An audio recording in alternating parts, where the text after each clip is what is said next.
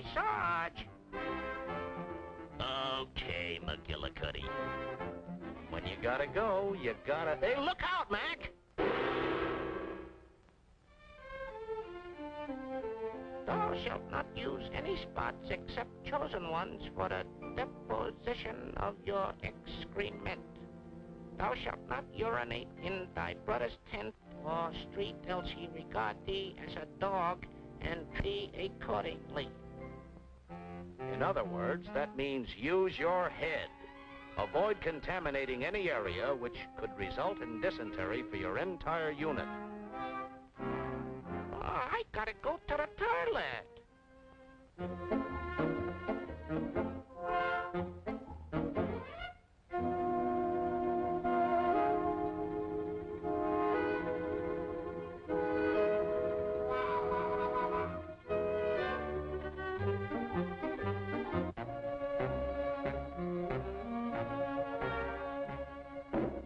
Hey, stupid, can't you read?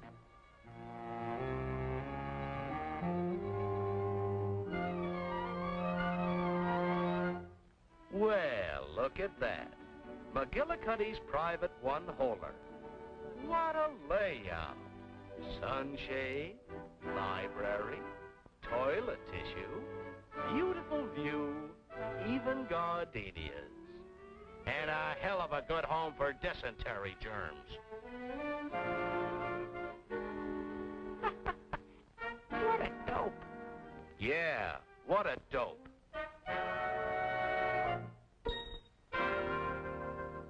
Come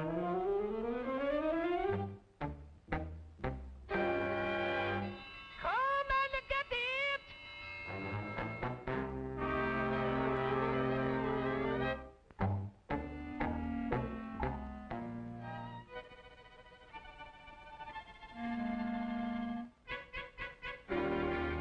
Ooh, dessert!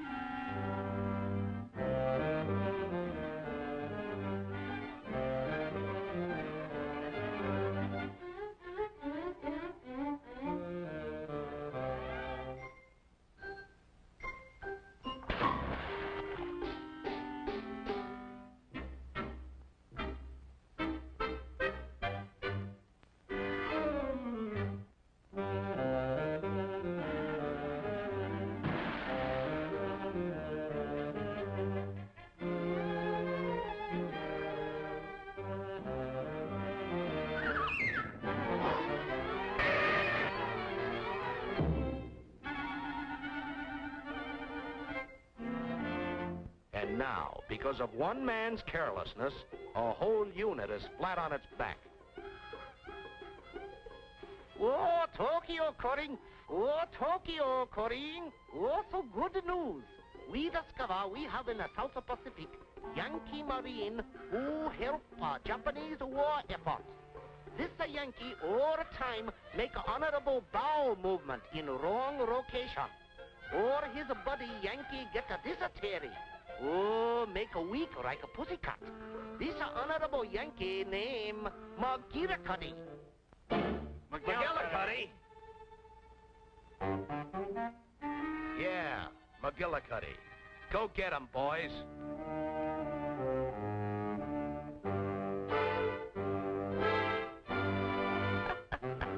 What a dope.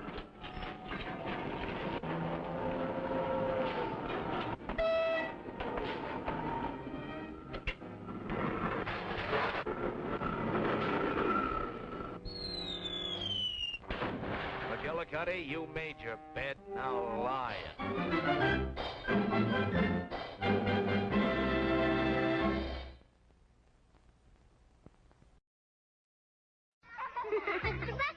That's right. Oh, I remember this. Bucket. Yeah, now we're on. Toss your balls in my mouth by Mr. Bucket. Out of my mouth, I will Mr. pop Bucket. Balls in my mouth. I'm Mr. Bucket. The game's Mr. Bucket. The first to get their balls in, and Mr. Bucket wins. But look out, because the balls will pop out of his mouth. I'm Mr. Bucket.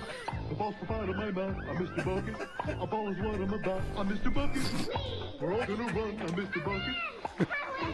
Mr. Bucket. Dude, I remember that. It's so awesome. Get your balls in this mouth. Fame is a vapor. We watch this creepy shit later if we want to take a smoke break. All right.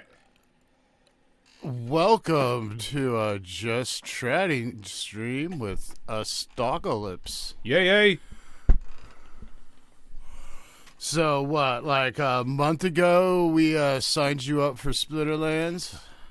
Yeah. I have allergies. Hold on. Let's Yeah, drink. I signed up for Splinterlands. We just got the basics going. Like, my head was... It was too much for my head all at once, so I got just the basics. But I don't really know how to play very well. All right, and this is his account. I've sent him some cards, and I've delegated him some cards today we can go over and try to get him the basics going. And, yeah. Then we'll talk some Splinterlands. We'll talk some random stuff, some market stuff. If you got anything you want to talk about in the chat, throw it in there. No one's probably watching yet, so I don't know what I'm doing. So maybe we should just get going. Okay. Yeah. So I've got I've got a couple of wins. I think on Wild. Is this what you're on, Wild? Yeah, you're on Wild. No, it's not showing. Oh, do they go away after a while? Because I had like 2 or 3 wins in a row, and those were like my only wins. Yeah, I saw you were doing well with the cards I delegated you, but then you weren't playing for a couple days, so I took it away. This is the season right here, and the seasons are typically between like 10 and 14 days. Okay. And when you get season chests and daily chests. So basically, when you get your little points here, you're earning double chests. Right? Oh, okay. So, yeah, let's just get into it. Okay. So I'm gonna play some, tell you what I'm doing, and then okay. Yeah. So here's the two things that I want to learn, like, because I know I'm not going to be able to retain everything. Yeah. One, like the big one, I think is how do I make good matchups, like with characters. 2. How do you tell by recently played teams? How do you tell by all of that what to play? That's what I did. Okay, so part of it is just getting used to it. So like this is a Earth Magic lineup, right? And this is he's doing like water melee anti-magic, fire melee, and Earth anti-melee, I guess, and then dragon with dark. And after you get used to the game, you'll start recognizing these things. Like right now, you're like, "What do you mean, Earth?" Da da da da. But that first guy right there, that's their summoner, and that usually dictates like what guy they're going. You know what I mean? So this is a low cap. Yeah. I had a 13. I was like, that was annoying. Yeah, they're annoying at first, but once you get the hang of it, they're actually kind of like the easiest plays because there's only so many things you can play. Right. So I have delegated you a bunch of magic stuff because magic is one of the best ones for early because it's so powerful. Yeah, this was the one that had the wizard guy, right? Where Jin Moshamus? Jin, yes. Yes, yeah, Jin, and you had me mix him with somebody else.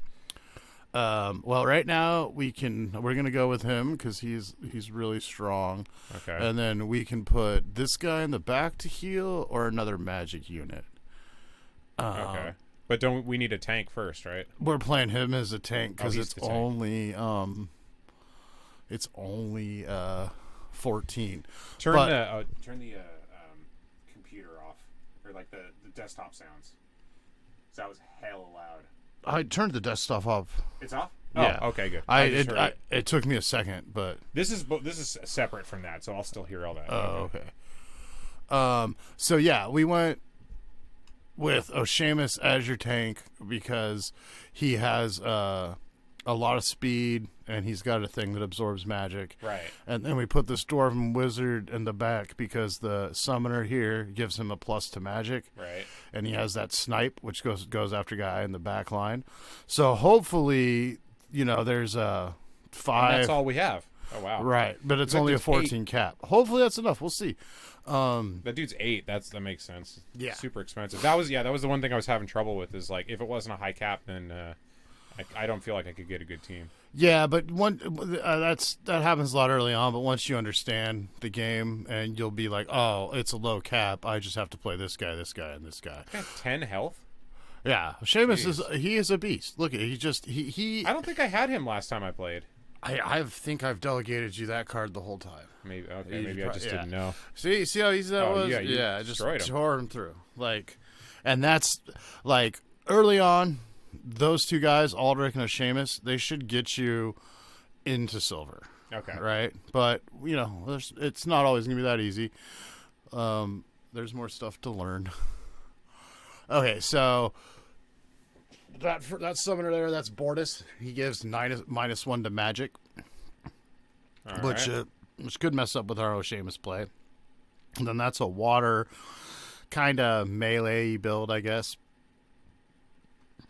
Excuse me. And then that's a fire melee. That first character, Tarsa, that's the summoner that gives fire +1 melee and +1 health. Okay, so this only corresponds to their summoner because you have to pick everybody else in that same whatever you call it. Rule set, or Rule Legion. Yeah, typically their summoner is going to tell you what they're going, like a lot, but not always. Sometimes they might, because of rules restrictions or things like that, have to play a certain summoner. Okay. And they could do. Oh, I didn't delegate you a dragon summoner.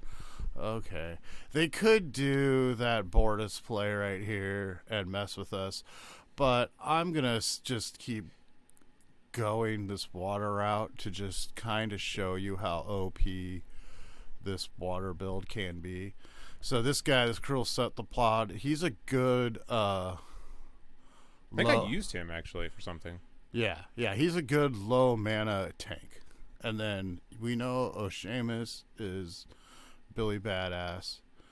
Now we could play this guy as an anti-melee or an anti-ranged, but I think right here it's probably best to play the healer and that sniping dwarf guy.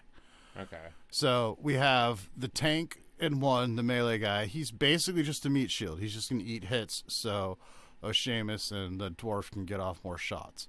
And then we got Seamus. We saw last in low levels. He can work good as a 1 or 2 tank.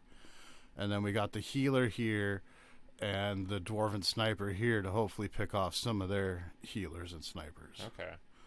And then Aldrich gives Seamus and the dwarven guy +1 magic. So even if he goes with Bortus, he didn't. He went earth or a fire melee. See, because it gives it +1 melee and +1 health. Right. So he's gonna have a bunch of melee guys in there with a lot of hit Exactly. points. Oh, yeah, 2 range. Not in the very back. many hit points on those. No. And he picked a lot of characters, so they're probably all low mana. Yeah, they're all gonna get 1 hit, except for his tank in the front there. Most of those guys can get 1 hit by Seamus. Okay.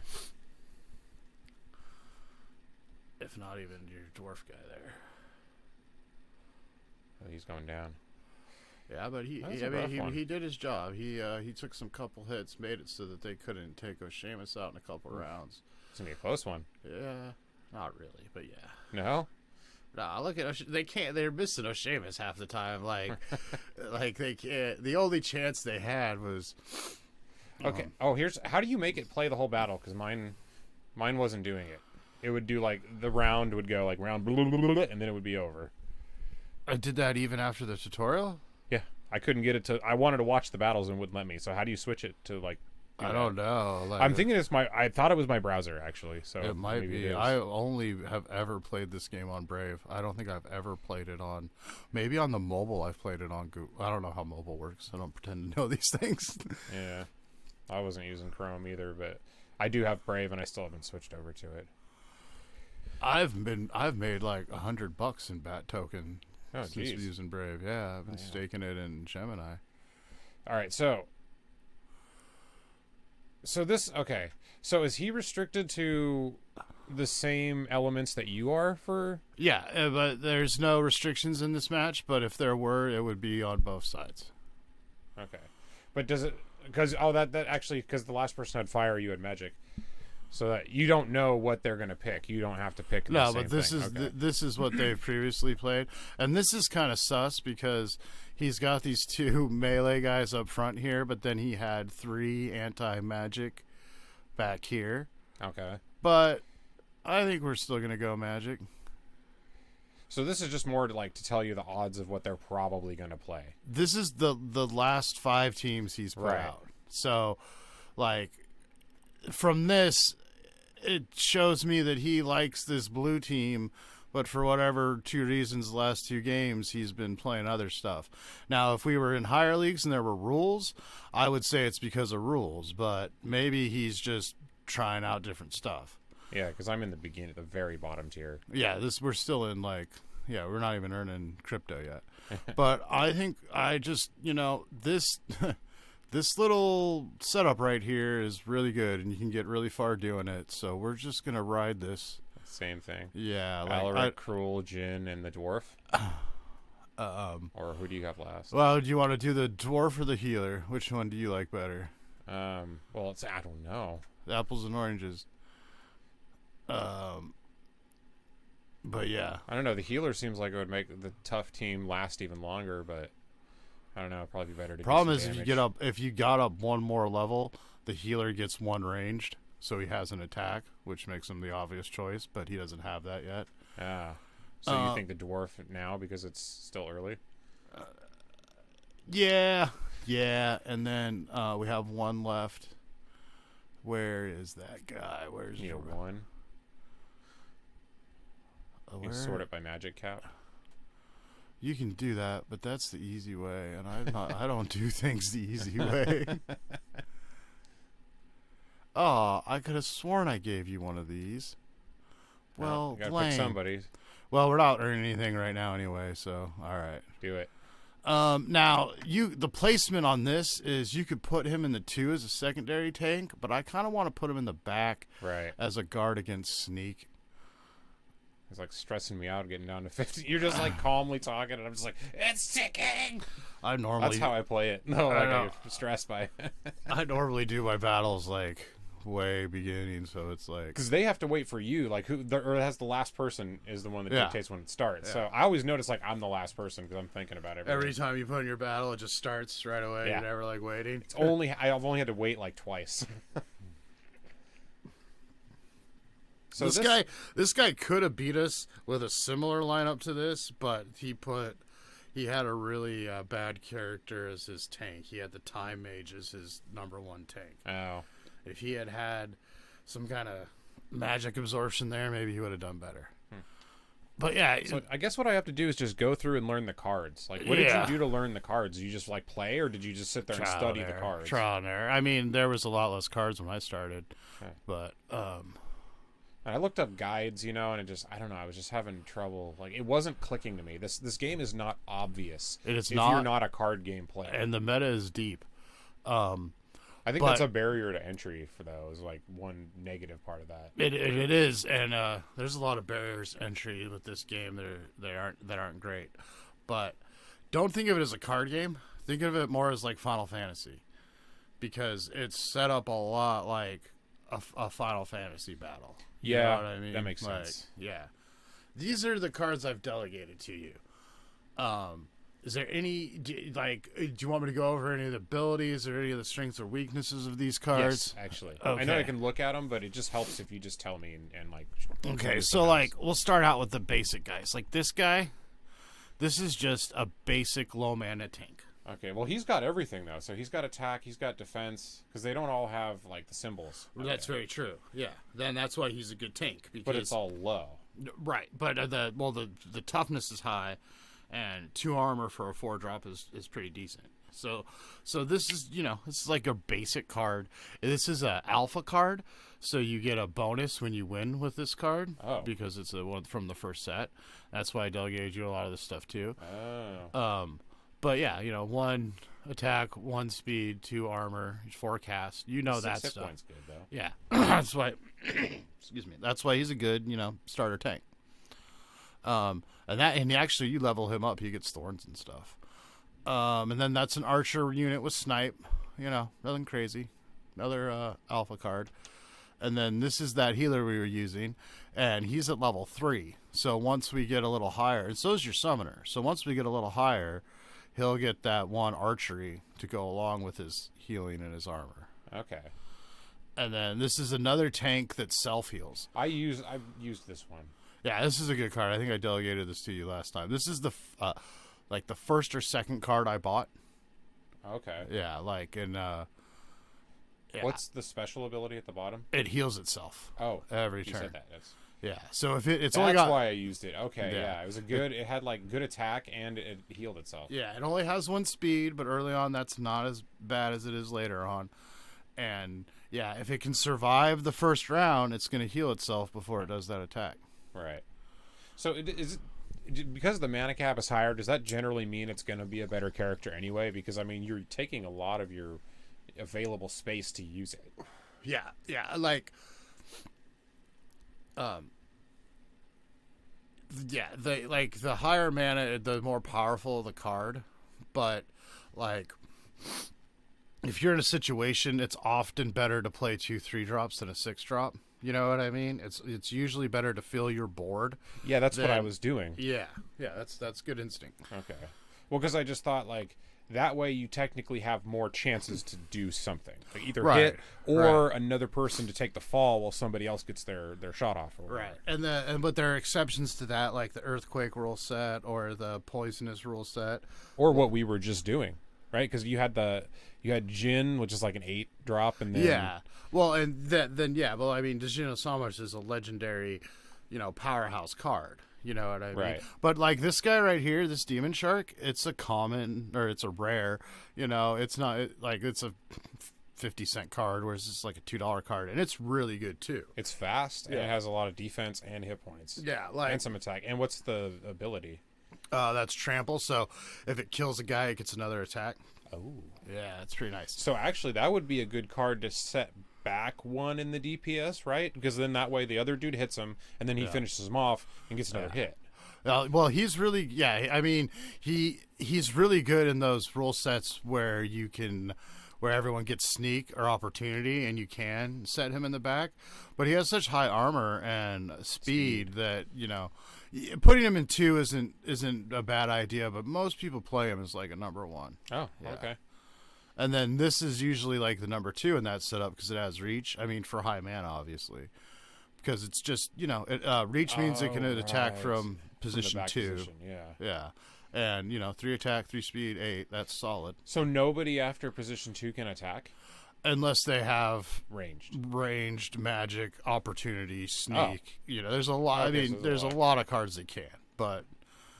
As a basic rule, no. But without any of that, then no, they you're can't. probably not going to play anything past position 2 that can't attack unless there's some weird rule set or you're just trying to put as much beef on the board as you think as you can. Right. Okay, so just to get that straight, so you're going to have your summoner who's like the rule set giver and all that. Yeah. And then you have your tank, and you want that to be like your best tank. And then after that, you want somebody with reach. Typically, yeah. I mean, Reach is a good play there. Magic's a decent play there. But you go DPS too. Okay, yeah. So that's only so if you're going to do a melee character that can do that, then you would need one with Reach, and you'd put that in the second slot. Yeah, and I can see why he's a good card because there's eight hit points. So once he goes up to first place, it's going to take a few hits to get him. Right. And okay speed and decent enough speed and attack at the same time. Yeah. But he is a 7 drop, so it's like you're not going to have a lot with him. Right. And some of those battles we just did, we played a weak tank to put a Seamus in 2, and then put like a weaker backline guy.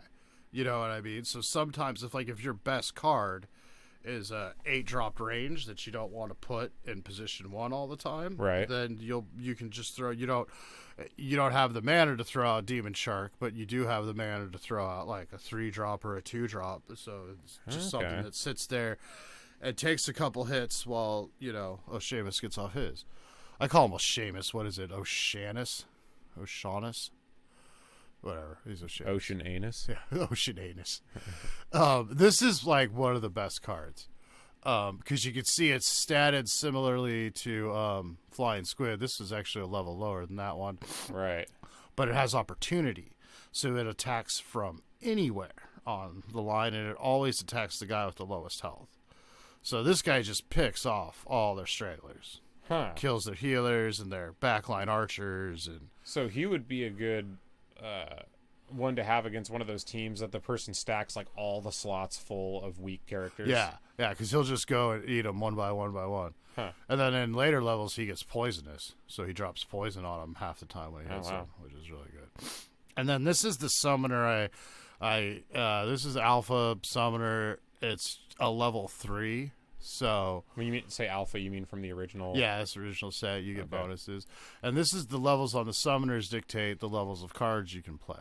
So with this guy level 3, you can play level 4 commons, level 4 rares, Wait, there's a level cap on the card. So if you have like a level 10 something, you can't just throw it in with your. No, not unless you have a summoner high That's a enough. way to keep you from power leveling people by giving them. Right. Okay. Right. That makes sense. That's one of the things too, where I did a proposal where I say they need to put like a cheap summoner in the rewards, because there's no summoners. So it's like you can win a bunch of cards and level them up, but you don't get any credit for it unless you buy a summoner. Well, that's probably why they want you to buy that summoner. Sure, but and I'm not saying they should add summoners that are like or just broken and completely destroy the meta to the game, but there should be like an entry level for new players where it's like there's something that they can win that allows them to climb up the leagues. I think anyway. But yeah, so basically that's. This guy is about, I think, he's like max for bronze, I think about halfway through silver. So he should help you at least to silver. And then this is just a vanilla magic guy. Okay. I don't think I remember that one. Yeah, I think I just delegated this I pretty much only used Alaric. I think, I experimented with some of the fire, like, basic ones that you get, and I didn't win any of those. But when you gave me those, like, Alaric was the one that I... Yeah, so I didn't use any of these guys. That's the one you should be using. And Medusa goes really well with Alaric because, she's just a basic 4-drop with 1 magic, but with Aldrich, she's got 2 magic now, and that's pretty good for 4. This is a ranged unit that heals itself, and it's a beta card, so it gives you a bonus too, just a little bit less. And then this is another ranged unit, and this decreases all other ranged units' attacks by 1. And then this is a really good card for Aldrich too. We'll probably play him some more.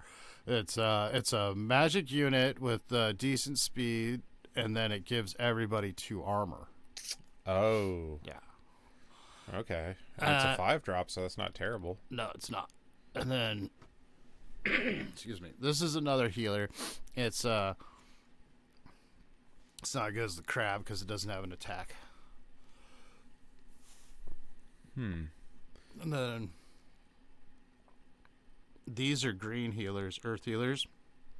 They heal the person in the first row, not themselves. Okay. They have magic 2, and then there's another basic magic unit and a magic summoner for earth, and then this is the summoner for earth that gives everyone thorns. So this is a real good option if it's like we have to go melee, we can't play our magic tricks, so we'll put this guy out there, so whenever they hit, they have to take thorns damage. Oh. And then this is just a basic meat shield. This is just a ranged unit. And so that's a snipey dwarf. So the Thorns guy is a lead card. It's a summoner. Summoner, yeah. So that's what I delegated to you. This is what you own. Almost all of those are the default ones. I think I got one card. No, these are the ones you actually own. Like, this is stuff I've sent you or you won on Downtown stream, or I won a vampire bat on his stream. So let's look at that one real quick. So good speed, like decent speed. What's the effect on it? It flies, so it has increased chance of dodging attacks from non-flyers. Okay, except for magic. Yeah. So this is what I'm saying. Like, we're gonna get you playing and stuff, but. I know you don't have a lot of free time, so after you build up some cards, you can sign up for the rental thing and just have all your excess cards being rented out while you're not playing. Yeah. And then that'll slowly build decks so that when you are playing and maybe I don't have cards to delegate, I mean, I probably will, but just say I didn't, you could, rent stuff out. Or you could put this in a liquidity pool. You know what I mean? You could spend your 3,000 deck on 10-cent cards to rent out and, try to get some, or your 3,000 credits to try to get some more deck. Okay. All right, let's try to get it. I only need one more. Yeah, let's try to get into where we're actually winning some monies. Bronze 3. Okay, this guy likes waves. He likes the water. What's and the eyeball one? He likes to go anti-magic. That's dragon. Right, I was meaning his characters. Oh, he likes to go anti-magic. Oh, but he does not always go anti-magic. But he mostly goes anti-magic. Well, 3 out of 5. I mean, that's pretty good. We could just try to overwhelm him with our rares. That might be what we do. Oh, whoops. Like, yeah, because I need to delegate you a dragon summoner. I could have sworn I did. It must have expired or something.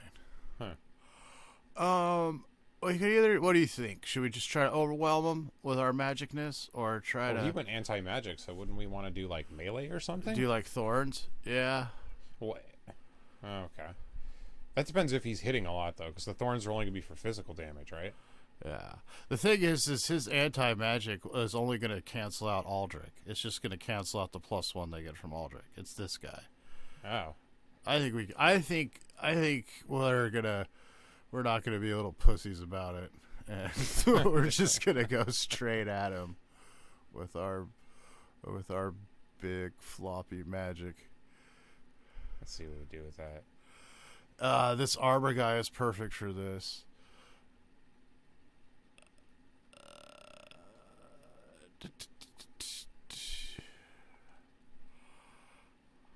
Okay, so we got 10 left. Oh wow! I didn't realize it was 29. Yeah. So you want to use cephalopod or whatever?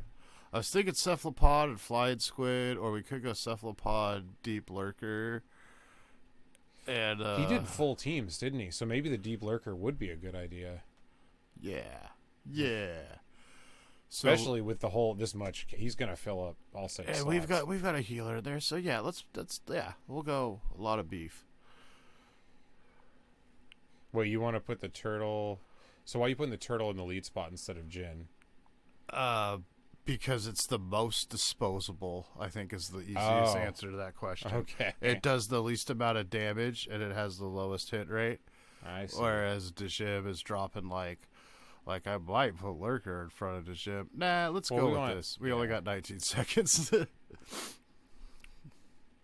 Oh, you're going with that guy. And he did not go anti-magic. Wow. I mean, he probably didn't look at our thing too well because we've gone magic every time. But he could be a robot. He probably is a robot. Oh, yeah.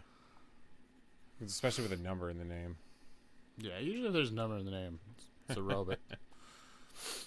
That's going to be a weird one. So he has a lot of defense. He played a lot of archery, and a lot of archery too early. Yeah. He got that summoner gives everyone 1 armor and 1 speed.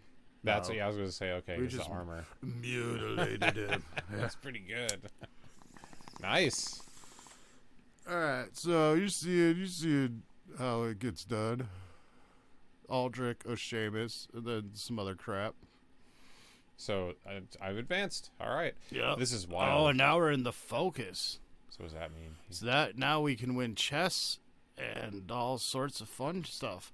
See, that's what I want you to figure out the game, like grind out a little bit this season, get some cards, you know what I mean, and then you can just rent them out for as long as you want. Right. And then when you do have the time to come back, you know, turn off your rental bot, let me know. I'll delegate you some more stuff, grind out again, you know. Okay. But you do gotta build up a little to have stuff that's gonna be worth renting out. Yeah, because most of what I have right now is the starter stuff, which everybody has. Yeah. Well, you have actual copies of the stuff, which is better than a lot of people. But yeah, probably 5,000-6,000 of your 7,000 power is delegated to you by me right now. Okay. You know what? Okay, so the dark energy crystal is the actual token, right? Or it's the actual cryptocurrency. Yeah, DC and SPS. The SPS is what you win when you win battles. We're about to start. But you convert SPS into DEC. You can, or you convert DEC into SPS. SPS is the stuff that you get APR on.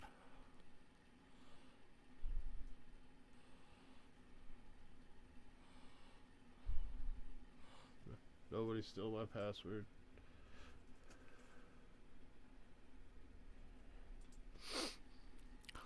I got the chat up here. I can't see if anyone's actually watching. Yeah, we're good. The only chat is me. Cool.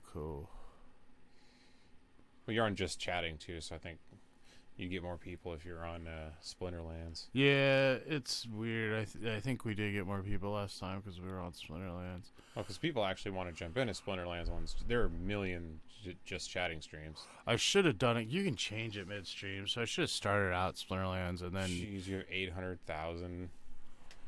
I have 800,000 what? Almost 900,000 deck. Or no, that's 899 point.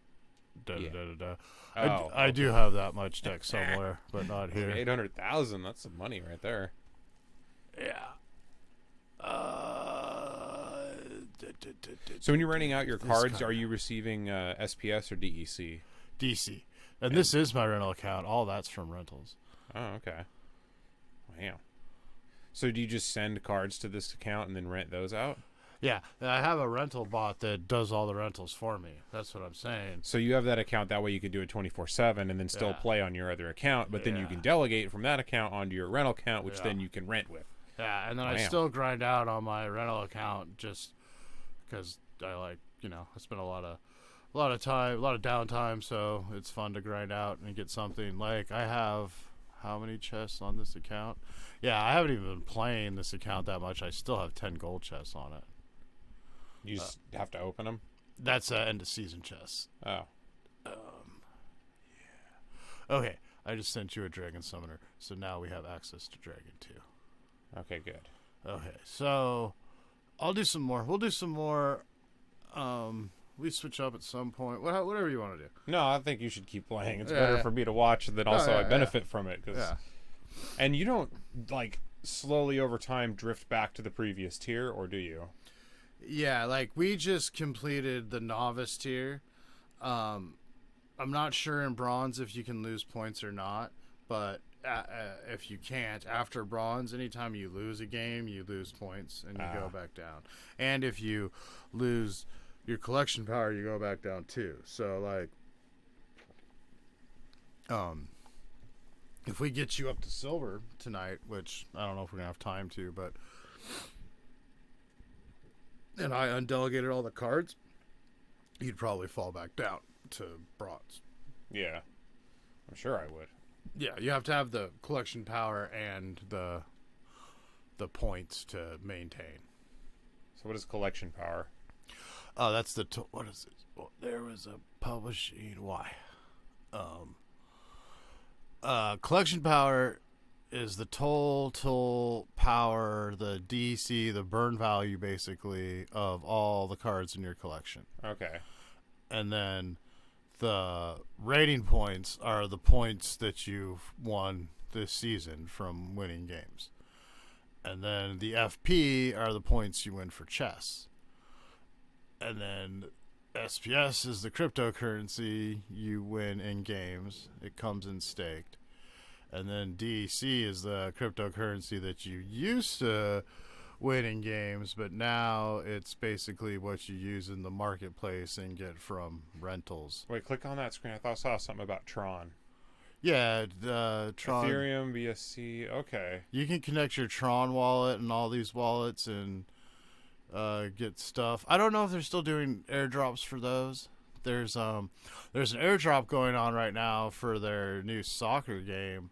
So for all the SPS you have staked, you get the free airdrop of that token. Oh, okay. So I'm actually getting stuff, and then there's an airdrop going on. If you buy their tower defense packs, you get an SPS airdrop. But let's get you some SPS. So this would be a good time to be doing airdrops when everything is down, because that's incentive to bring people over to your currency. Yeah, they've done 2 projects in the last month, and 2 big, or well, no, more than 2, but like 2 actual new games that are coming out, like in the next couple months, by I think by Q1 next year, maybe Q2. And I'm excited for them. There's some stuff going on that isn't great, but what is this? Do we lose internet? What's going on here? It just doesn't like you. I love having another screen. I gotta figure this out on my thing. Yeah, you kind of need 2 screens. Yeah, no, I haven't been streaming much because I know just streaming audiobooks isn't like, it's only really fun for me. Right. Oh, why not? I mean, well, that's the thing. Yeah, it's like I'm gonna grind out for 3 hours and listen to an audiobook anyway, and if I stream it, it gives me focus. I don't get all ADD about it. What? Please try again. On that other thing. Assert error. Private key required. Is it because I logged in on my account now? It wants you to re-sign in, or wants a key or some shit. And now it's logging me back into Team Jelly, of course. Yeah. Well, why don't you play some of your cards for a while, actually? Oh, dude, let's grind your account. Man. That's really so much more exciting to me right now. All right, let's take a break then. Okay. Real quick.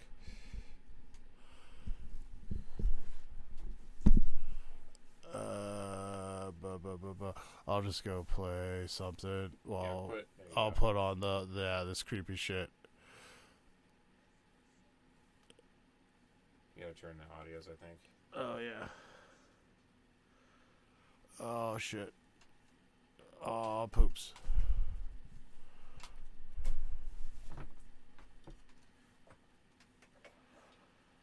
Hear what's coming through. Oh, I got it. What's your name? Satan. Uh-oh. What's the matter? Nothing. Oh yeah, it's good. Only it's sure a sorry name for an angel. Please, come in. Yeah, I left them on. Oh, but how are we gonna move it over to the other screen? Okay. I don't want to sign in on the screen anyway.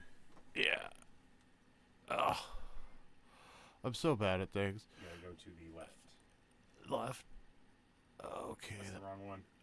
Was that well, at least I got it off the screen. Oh yeah, it's the one we didn't want off the screen. Sorry. Dad's on the internet.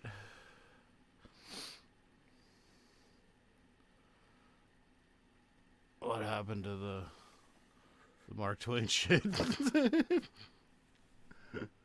Yeah, this okay, because you had this on. You want to move this off that screen anyway. Hey, there's a couple people watching, so that's not bad. Yeah. Yeah, we're getting it set up here. It'll be a minute. It's all good. It's all Here, good. I'll do it. Oh, you got it? Do it. So, this comes off anyway. Alright, we want... I don't know what happened to the Mark Hold on, I'm using Twain. the mouse. Oh, sorry. So this is the one we want to sign in on. Where is Yeah. your video? It doesn't matter. Just sign in on that. Alright. So you could just talk to him about stuff while you Yeah, how's stuff going, guys? We'll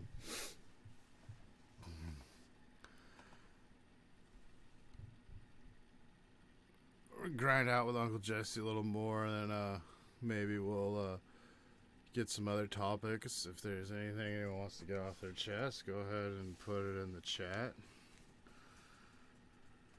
We got a late start. Last time we did this for like 4 hours. We're not going to be able to do it for that long today.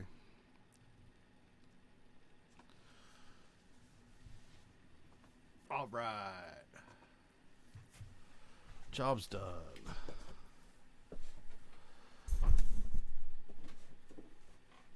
Okay.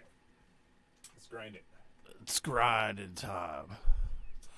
So you said you had some finance topics you wanted to get off your. You wanted to.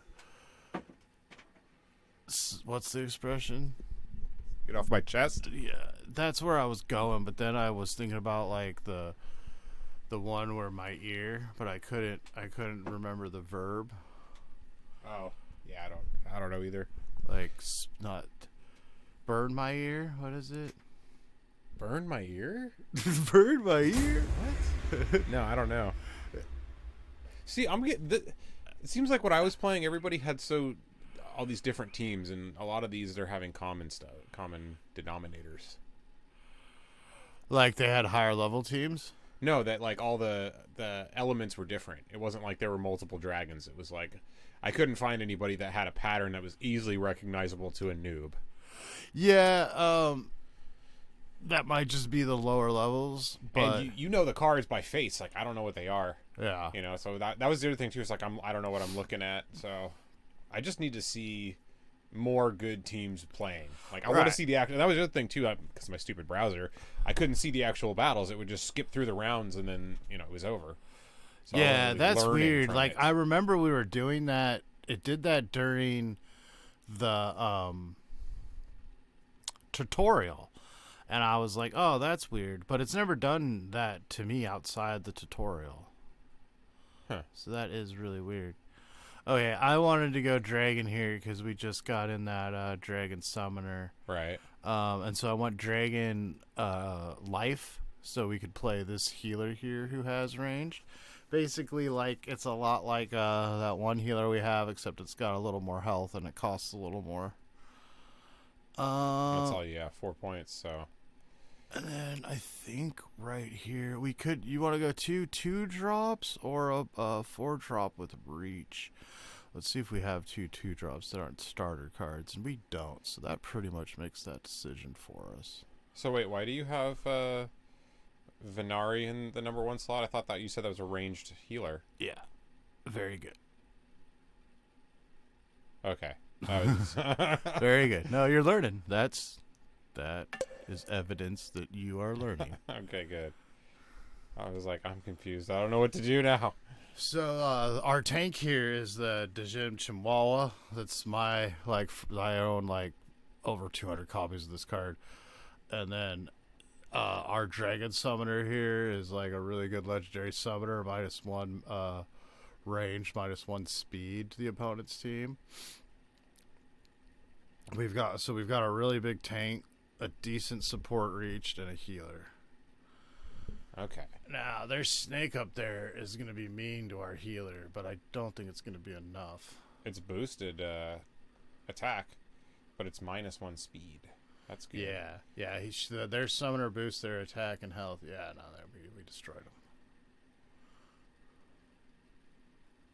And see, this is a lot of thing. This is the thing with this game is it's very easy to overwhelm your opponents to a certain point, and then you plateau, and then you gotta either spend more money or put in more time or whatever it is. But early on, you can get fairly far with just a couple delegations or rentals, Right. So in that match, you actually got 5 points to your first bronze chest. We're still climbing up the letters. Do we get any SPS? No, we haven't won any SPS yet. I guess you don't win SPS in bronze? Lame. Part of the reason I wanted to play on your account, too, is I want to see what the new player experience is right now. You know what I mean? Because that's really important, and it's good for older players to see what newer people are having to go through, so we know, like, and voting on proposals and all this stuff, because everyone wants new people. Like, that's what we want the most. And I think a lot of the decisions they've been making haven't been the greatest for people coming in.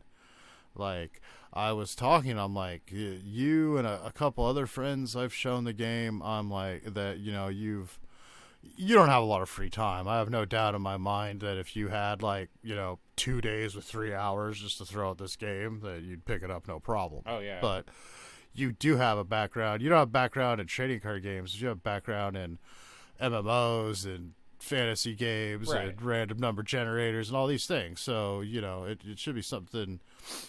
Yeah, and it is the type of game that I would like. I just need to learn it. And that's you bring up a good point. You're talking about the proposals and what new players are going through. As somebody who's coming in from, like, you already had kind of a knowledge of those type of games, like Magic, and you played a bunch of those. So and you did it for years, and you did it like professionally too. Right. So you are coming into this quasi-professionally. Well, yeah, still, but as a profession. Right. Like, if you were doing it to, like, if you were doing it to make money and, like, going in tournaments and stuff, that's close enough. That's professional to me. Right. Yeah. So anyway, I have won money in a Magic tournament, so yeah, I guess I. Right, and so so not only are you familiar with it, but you're good at it too. Yeah. So you come in, like, with that, and at first you didn't like it. I remember you said that it kind of turned you off a little bit, but then you tried it again later for whatever reason and got really into it. Yeah. So I think there is a barrier right there to people that's something they need to work on. Like, I think if there was a better tutorial and a better grab you process, it would work a lot better. Because, like, think about those really popular games. For example, Raid Shadow Legends, the one you see everywhere, right? Yeah. That game is just a purely, like, researched hook you game.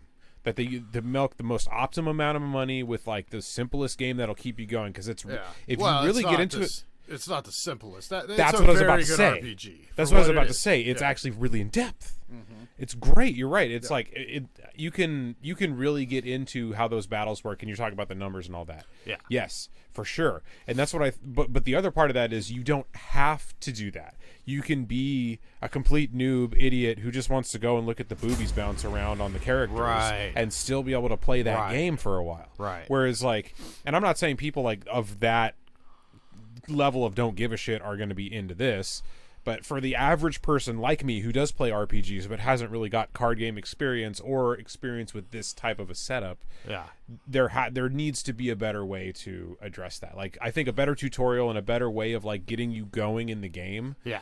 It may be a story. Like, it might seem trivial, like they've got all the technical stuff to work out, but, like, if you have something that grips those people, so something on the art side, it will be way more beneficial in the long run, because not only will you have people that'll play, you'll have people that'll want to continue to play with the story. Right. And they do a lot of story stuff online, and there's, like, a lot of videos and stuff with, like, art teasers, and they do, like, audio stories that are not in their game. But not in the game. Yeah. Right. And that's the thing. It's like, that's not something a new player is going to seek out right away. And what I like about this game that, like, is part of that is that this game doesn't start out, like we said on the last stream, it doesn't tell you you're a moon master right away.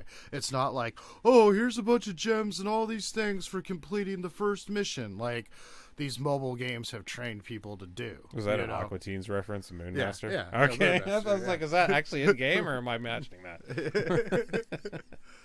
Now did you not pick something and now it's just going? Yeah. I picked this. Oh, you had it going. Yeah, no. Okay. Well, I did this while we're talking. It was just another, we're just grinding through noobs with those Seamus, Right. But no, this is a good topic right here. Like, I didn't think about how important that was until you just mentioned that, and, like, the fact that you're going to those AMAs and those meetings and, like, actually participating in that stuff, which you can do with every project. And that's why I actually really want to get into this project, because from what I've seen, like, watching those AMA meetings, or as much of them as I can, it's really the communication is really good. Like, the community is the whole thing. It's not like there have been projects where, like, the people come out and just say, like, this is what's going on, and, like, they'll take some feedback or whatever, but they're not, like, actively engaging the people. They're just basically, like, 90% throwing stuff out there, and maybe, like, 10% ish, if that, taking some kind of feedback. So this is like actively generated, and oh, look at that. See, here's a good pet. They're all, but they're different. They're using the same. He's using the same summoner. He's going melee. He's going melee. These are all like melee units. Yeah. Okay. And it's a high. Oh, it's a really high mana cap. Not really high. 27. They get up to. I mean, it gets up to 99, but I think. Does it really? Yeah, there's 90. So for what I've seen, I guess it's my noob ass. It's. But 27 is enough to take our two best cards, and that's what we're gonna do, because that's usually the way we should go. Djim Chimwala and O'Shamus. And that leaves, and the healer. Between those two, who do you put in first place? Oh, Chimwala, because it's got thorns. That's why we're going this, because he's got hella melee, and the Chimwala has thorns. And Jin goes in second, or I should say O'Shamus. O'Shamus Goes in second, so that way when first slot goes down, you have another really difficult first slotter. Yeah, let's see, we have 4, so it depends what we're going to play. All right, so what do we have right now? We have, I don't recognize this summoner. I never used this one. Oh, that's the one I just delegated you, the dragon one. So we can play the Jin. You just had the starter dragon summoner, which, I mean, you can still play, but you just don't, you get less points. And we can't play that guy. We want points. We could, I don't think he's going to go anywhere right now. Wait, is it best to go against melee with melee? Well, our thorns. Our thorns. Oh, right, thorns. Yeah. That's why the whole. Okay. Yeah, the thorns is gonna fuck him up. I don't pay enough attention to that. I really need to think more about that, how that affects the whole thing. Right. So, and that's kind of what I got thinking. That reminds me. So it's like, right now you have a very strong water team, a very strong water magic team. That is like your default play, right? But then if you sense like anti-magic, or you get it put into a rule set, you have the dragon and the thorns guy. You know what I mean? And that's kind of how you have to like think of the game. I put O'Shamus in the wrong position. Hope that doesn't cost us. He has a boost. Everybody's like really high. Yeah, he's his shark right there boosts everybody's attack, but not a lot of hit points. Yeah. Oh, that dude came back. What the heck? Yeah, no, we win. You already know. I tried to fuck it up though. I put him in the wrong position. I love how like I could barely win a match at all, and you're just like, oh yeah, I forgot about these two, and still wins with no problem. Well, right, and that's the thing. It's like once you're like, oh, I want to play these. This is the kind of thing. It's like I want to play these cards because I know if I put them here, they're gonna like do well for me. You know what I mean? And once you confirm that, once you get like some wins, under your belt doing that, you'll have more confidence do it moving forward. And then once something beats that, then you'll see that and you'll be like, oh, okay, when they play that, I can't do that. But we're getting there. We're going to get you at least one chest tonight. Ooh, there we go. If not many, many more. I mean, we still got time. We got time to grind this shit out. Oh, another water.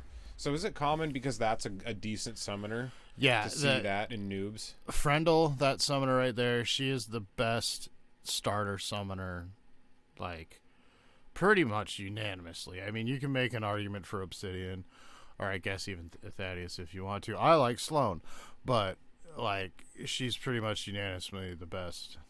Huh. And you see it all the time, and it's probably just bots. So yeah, this is the exact same team we just played. You know what? Let's just magic him. Let's just magic him to death with our magic. All right, so I was listening to the conversation more so than what the person was playing. What was their team? It was that water melee team we've been playing all night. Same one? Okay. Yep. So we were talking about the summoner. I wasn't paying attention to the other cards. So they were basically the same cards. Yeah, she had Frendel, and then I think they got the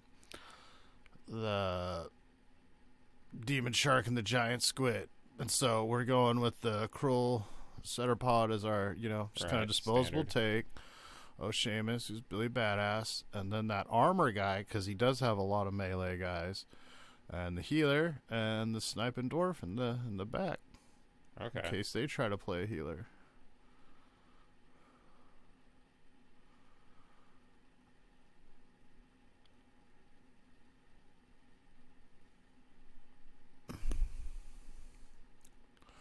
But yeah, I mean, okay. So this is ranged. No ranged. No, not ranged. Attack. Attack melee. Yeah. And they're going like super snipe. They're trying to snipe out our back line before our front line can take them down. And that's working. Why the speed. Yeah, it's working all right, but I don't think any of those guys can handle Seamus. See how Seamus is just one hitting them. The +1 magic, it means so much. You know what I mean? Like putting this guy from 2 to 3 and the other guy from 1 to 2. Like, I mean, that's $100 card right now. Like, oh, you got your first SPS. Woo! You are an SPS shareholder, sir. All right. All right. Well, I'll keep grinding. Yeah, keep doing that. Yeah, you ask any questions, but we can move on topics. Move out of Splinterlands into the realms of finance. I know you had some stuff you wanted to talk about. Okay. So yeah. So you're in the markets. Yeah. Right. You do crypto and stocks. Yeah. You don't do options though, or any other kind of derivatives, right? No, I've sold a couple puts. But okay, so you did a little bit. Yeah. I don't really have... I mean, I haven't been trading much lately because I don't have the money. I've been broke, but... yeah. Well, that's why I was thinking about... I was just thinking about, like, trading, sort of swing trading, but more of like an investment. It's like a cross between an investment and a swing trade. Yeah. I talk about leaps, long anticipation... equity, what is it? Whatever it is. It's long-term options right. For, a year or more out at least. Okay. I was thinking about like the way to make money with a smaller account, since both of us are using a smaller account, and we both want to be invested long for the pumps, but like little trades to help offset the losses from the drop would be nice too. Yeah. Well, my other thought was like, okay, what's the best way to grow this money when the bull market happens? And the question is, when is that bull market going to happen? So number one, it's going to be before people are ready. I know that. Even if it takes a long time, like you never catch it. It does seem like I've only been in the market a short time, but it does kind of seem, even in like this bear environment that we've had, it does seem like that the market's always wanting to go up. Oh yeah, you know what I mean. Anytime wants to go up. Anytime, perfect. Yeah, exactly. Anytime there's any little inclination that things might get better, it just it starts like COVID. That drop during COVID, it was just like doomsday. Like so quickly, and then so quickly after that, we were just at all-time highs. And in denial the whole time, which is why it went up so fast. Because shorts were like, "Nah, there's no way." And I was in that, dude. I didn't until it got to like either around or after the previous all-time highs. Yeah. I was a bear the whole way. That was one of my biggest losses ever. Was shorting Tesla because it jumped so high. It jumped into like over 1,000, and I had shorted it. Every play I had made on Tesla up to that point had been a complete winner. Like. I shorted puts on it one time, won. Shorted calls on it one time, won. Like I basically everything I did was so I got a little overconfident and went in for a short, and then when it went against me, I kept averaging up, and eventually I just had to like eat the bullet. And it was on Tesla. That was on Tesla in the 2020 in the biggest run up that it ever had. So I was like, after that run up had gone on for a while, I was like, all right, this is too much. I was trying to just catch a bounce, right? Yeah. Catch a dip, basically, Right. and then get out and go back the other way. But it's not good to try to play multiple directions and do like just take the big ones. Anyway, my point was, so thinking about how to capitalize on when the bounce is going to be. So you brought that up, that the market wants to go up. Yeah. It's definitely not doomsday. Like there's not a fundamental reason why we should be at doomsday. So although it's good to listen to the bears, I think in this case, even though I'm like I'm kind of a perma bull now because Right.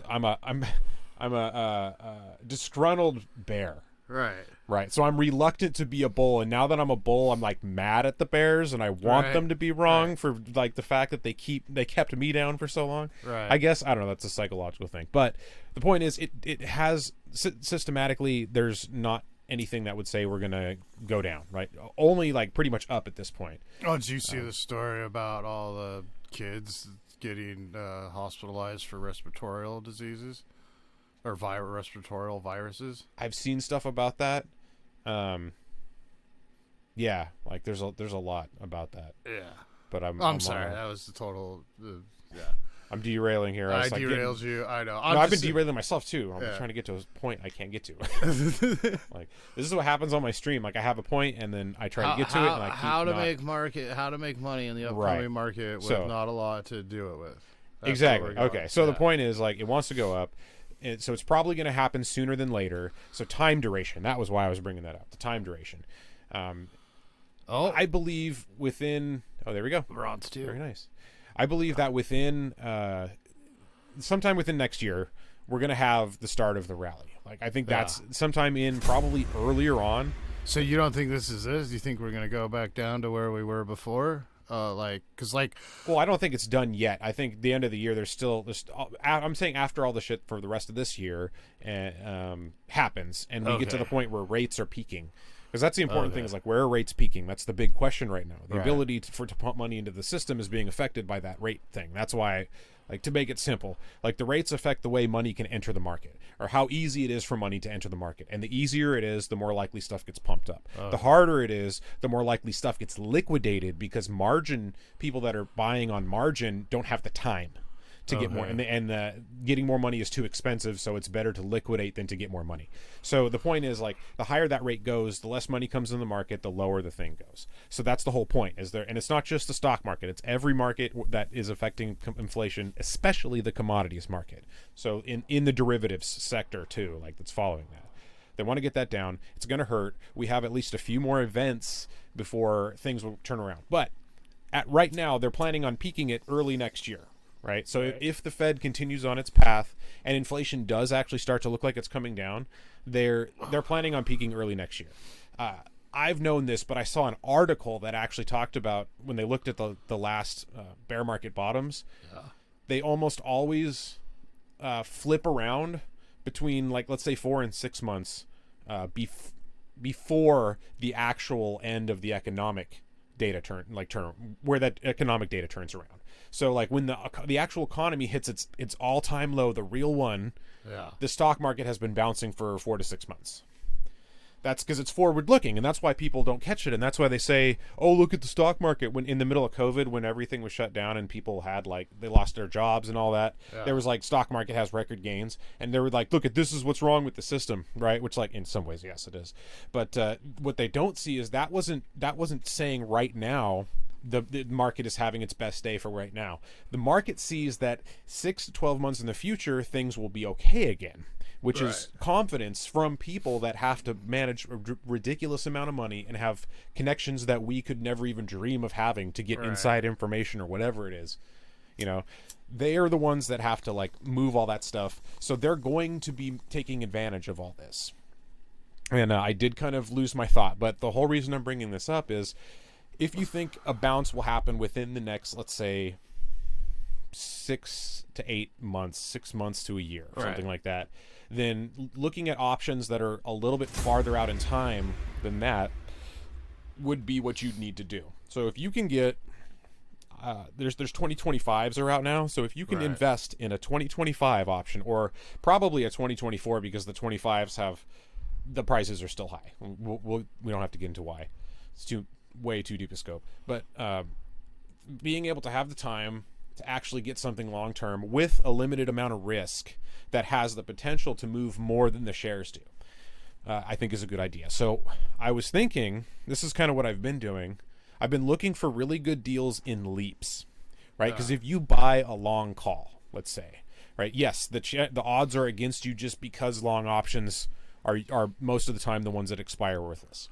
However, if you believe in a company enough and you can find a good enough risk point, you can make more money with like $30 to $60 than you would be able to do paying $30 to $60 for a share or a couple of shares or whatever it is, right? Because like my thing is like whatever little bit of money I get, I put it in there and then I'm buying like small. I'm like a couple of shares, a fractional share, whatever it is. So I'm thinking like, do I want to buy a share with little bits like that? Or do I want to look into cheap options where their max risk is whatever I pay for them? So let's say $60 options, right? Verizon's perfect example. I was talking like crazy about it on stream. Yeah. There were options, and they're probably better now because it's lower.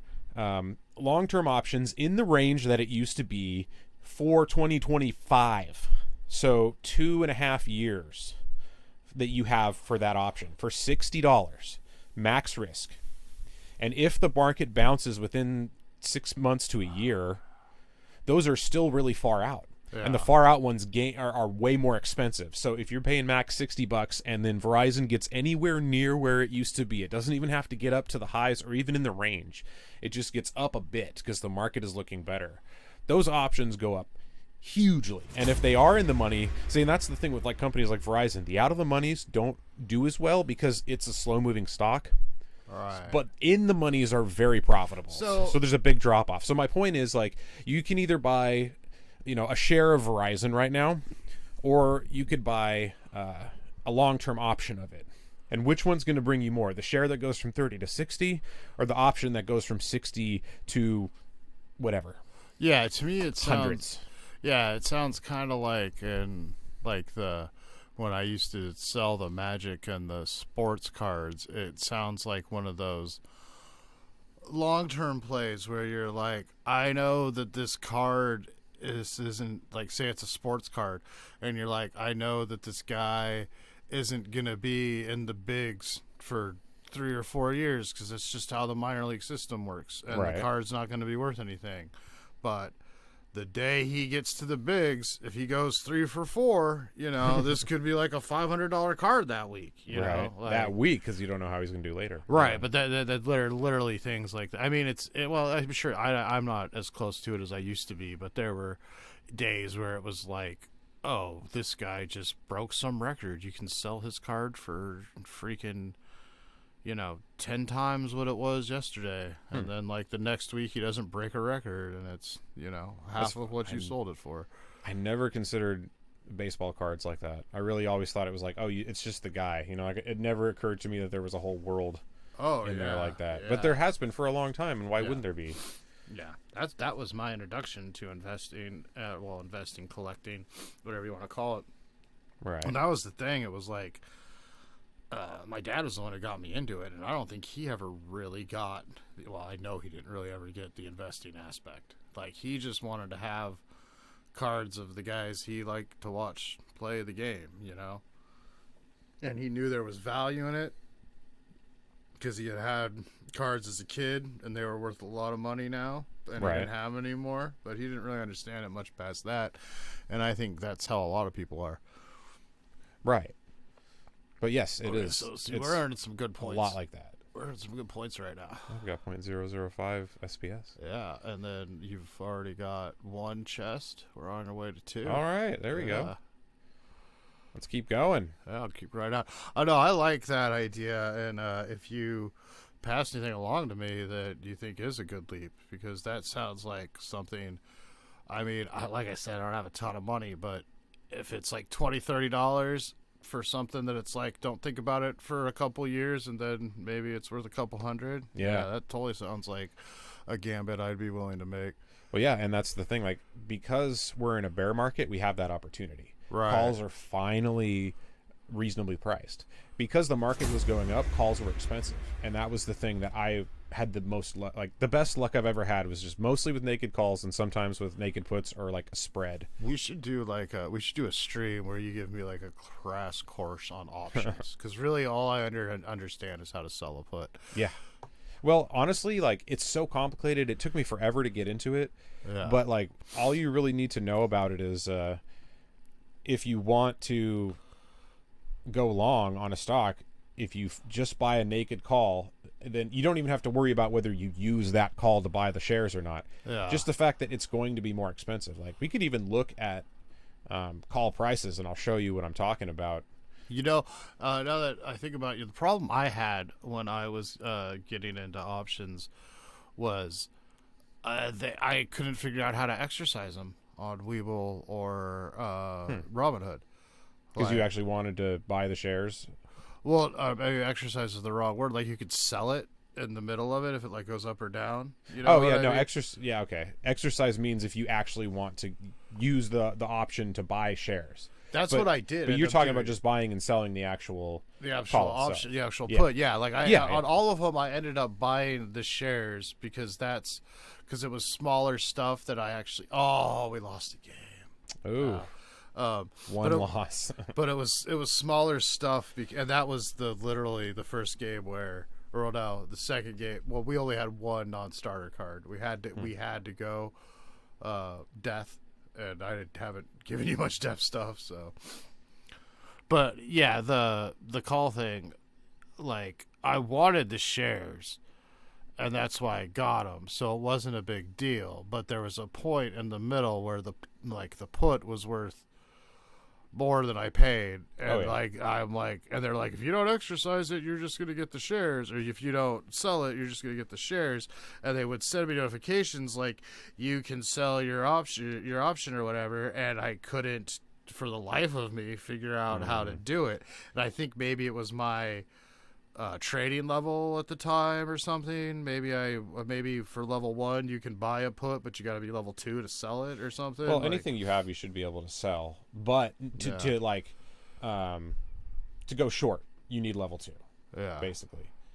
So to go long, the option to buy it as if you want to own the shares, or to buy a put, so to protect the shares you have, you could do all that with level 1. So you could have exercised it, either one of those, if you wanted to. Yeah, at least that's how it should be. But like, I had trouble with Webull. I couldn't get anything to work right, and I wanted to use it because it's a popular interface, but I keep hearing the same kind of things, like, one little thing is weird or whatever. But yeah, the whole point of this was like, I think it's a decent strategy if you mix it in with your buying shares, because it's always like, what I've learned is you definitely want to have shares. You don't want to go all in with options ever, because options are always disappear, whereas the shares don't. I mean, if the company goes bankrupt, yes, but if otherwise, time is on your side. But with an option, not so much. That's the only reason why I like looking into leaps. And right now, this would be the time. Well, not. I mean, even if it goes lower, that too. Like understanding that, knowing that it could still go lower, which I think it's going to do. But as it does, or at the end of the year, if we get a really nice tax loss dip, looking into some of those leap calls that are super cheap, because in that case, your max risk is whatever you pay for it. So let's say you have like $1,000 or whatever, and that was you were going to set up a whole portfolio. Right. Maybe you use a little bit of it to buy some shares. Like I like this company. I'm going to use $250 to buy shares in that, right? And then you say, okay, I want to have, my $500 cash to make trades or do whatever I need to do with it. And then the last $250, you could think like, all right, maybe this would be the one where I kind of go in between the two and I look at some long, cheap leaps. I just get, like a good company. That's why I was talking about Verizon. I bought some Verizon leaps and I got hammered on them already because I got them right before that earnings report. Like a little cocky, thinking like, oh, this could bounce. Like, look at how much it's beat up. The people are in for a surprise. I got that whole like Wall Street bets kind of stuff in my head. I wasn't looking at that, but when I own Verizon, so I thought like, all right, I'm going to trade a little bit too because these options are ridiculously cheap. I got hit, but because it was a 2025, it wasn't that bad. So the longer timeline means the hits don't hurt you as much. And if you think the market's going to bounce within a year or so anyway, those would be ones to look into. So my thought was like just using a small even if you use like $100, right? Like $100, you could probably find a decent enough company with like $20, $30 options somewhere. They might be way out of the money to where like they're probably never going to be in the money, but that's still, when things start going up, all of the calls pump because everybody wants them. Regardless of what they are, people are dumb. They're willing to go out farther than they should in order just to get in, thinking, oh, calls move. So the only time to really get them is now. This is the only time I say, like, usually you want to sell options in the direction, like, during the bull market, just sell puts like crazy. You're not going to get as much premium, but that's the safe bet. Like if the gangsters would sell calls when they know the right opportunity comes in a bull market, or sell puts in a bear market. But like, that's harder to do, so I just go with the trend in the safe way, take the least amount of premium if you're going to do the short thing. Otherwise, if you're going to do it long, you have to go in the direction that's hated. you can't go like you can't be buying puts right now. This is not the time to buy like, oh, I know it's going to be another 3-6 months of downward movement, so I'm just going to buy some out of the money puts. Like those are the people that are going to get destroyed by this. So I like that strategy, and you were talking to me about like using small amounts of money to go to do whatever, right? And I think like if you do some of that, and I'm not giving you, by the way, I'm not giving you financial advice. No. So this is just like my idea. I mean, even if you are, what's the big deal, man? Well, it's illegal, so I'm not doing it. Is it? Yeah, you can't like. You're not supposed, unless you're a financial advisor, you're not supposed to give people financial advice, and that's why I say like, this is only my opinion, and I'm not actually telling you to do anything. What do you have to be a financial advisor? Like, do you have to register to be a financial advisor? Like, yeah, you have to take courses, get certifications. Do you have to have an island where? No, you just have to pass. It's like the bar for lawyers or the whatever the medical one is. Oh, we're gonna lose exact same kind of thing. Too. Oh, jeez. So.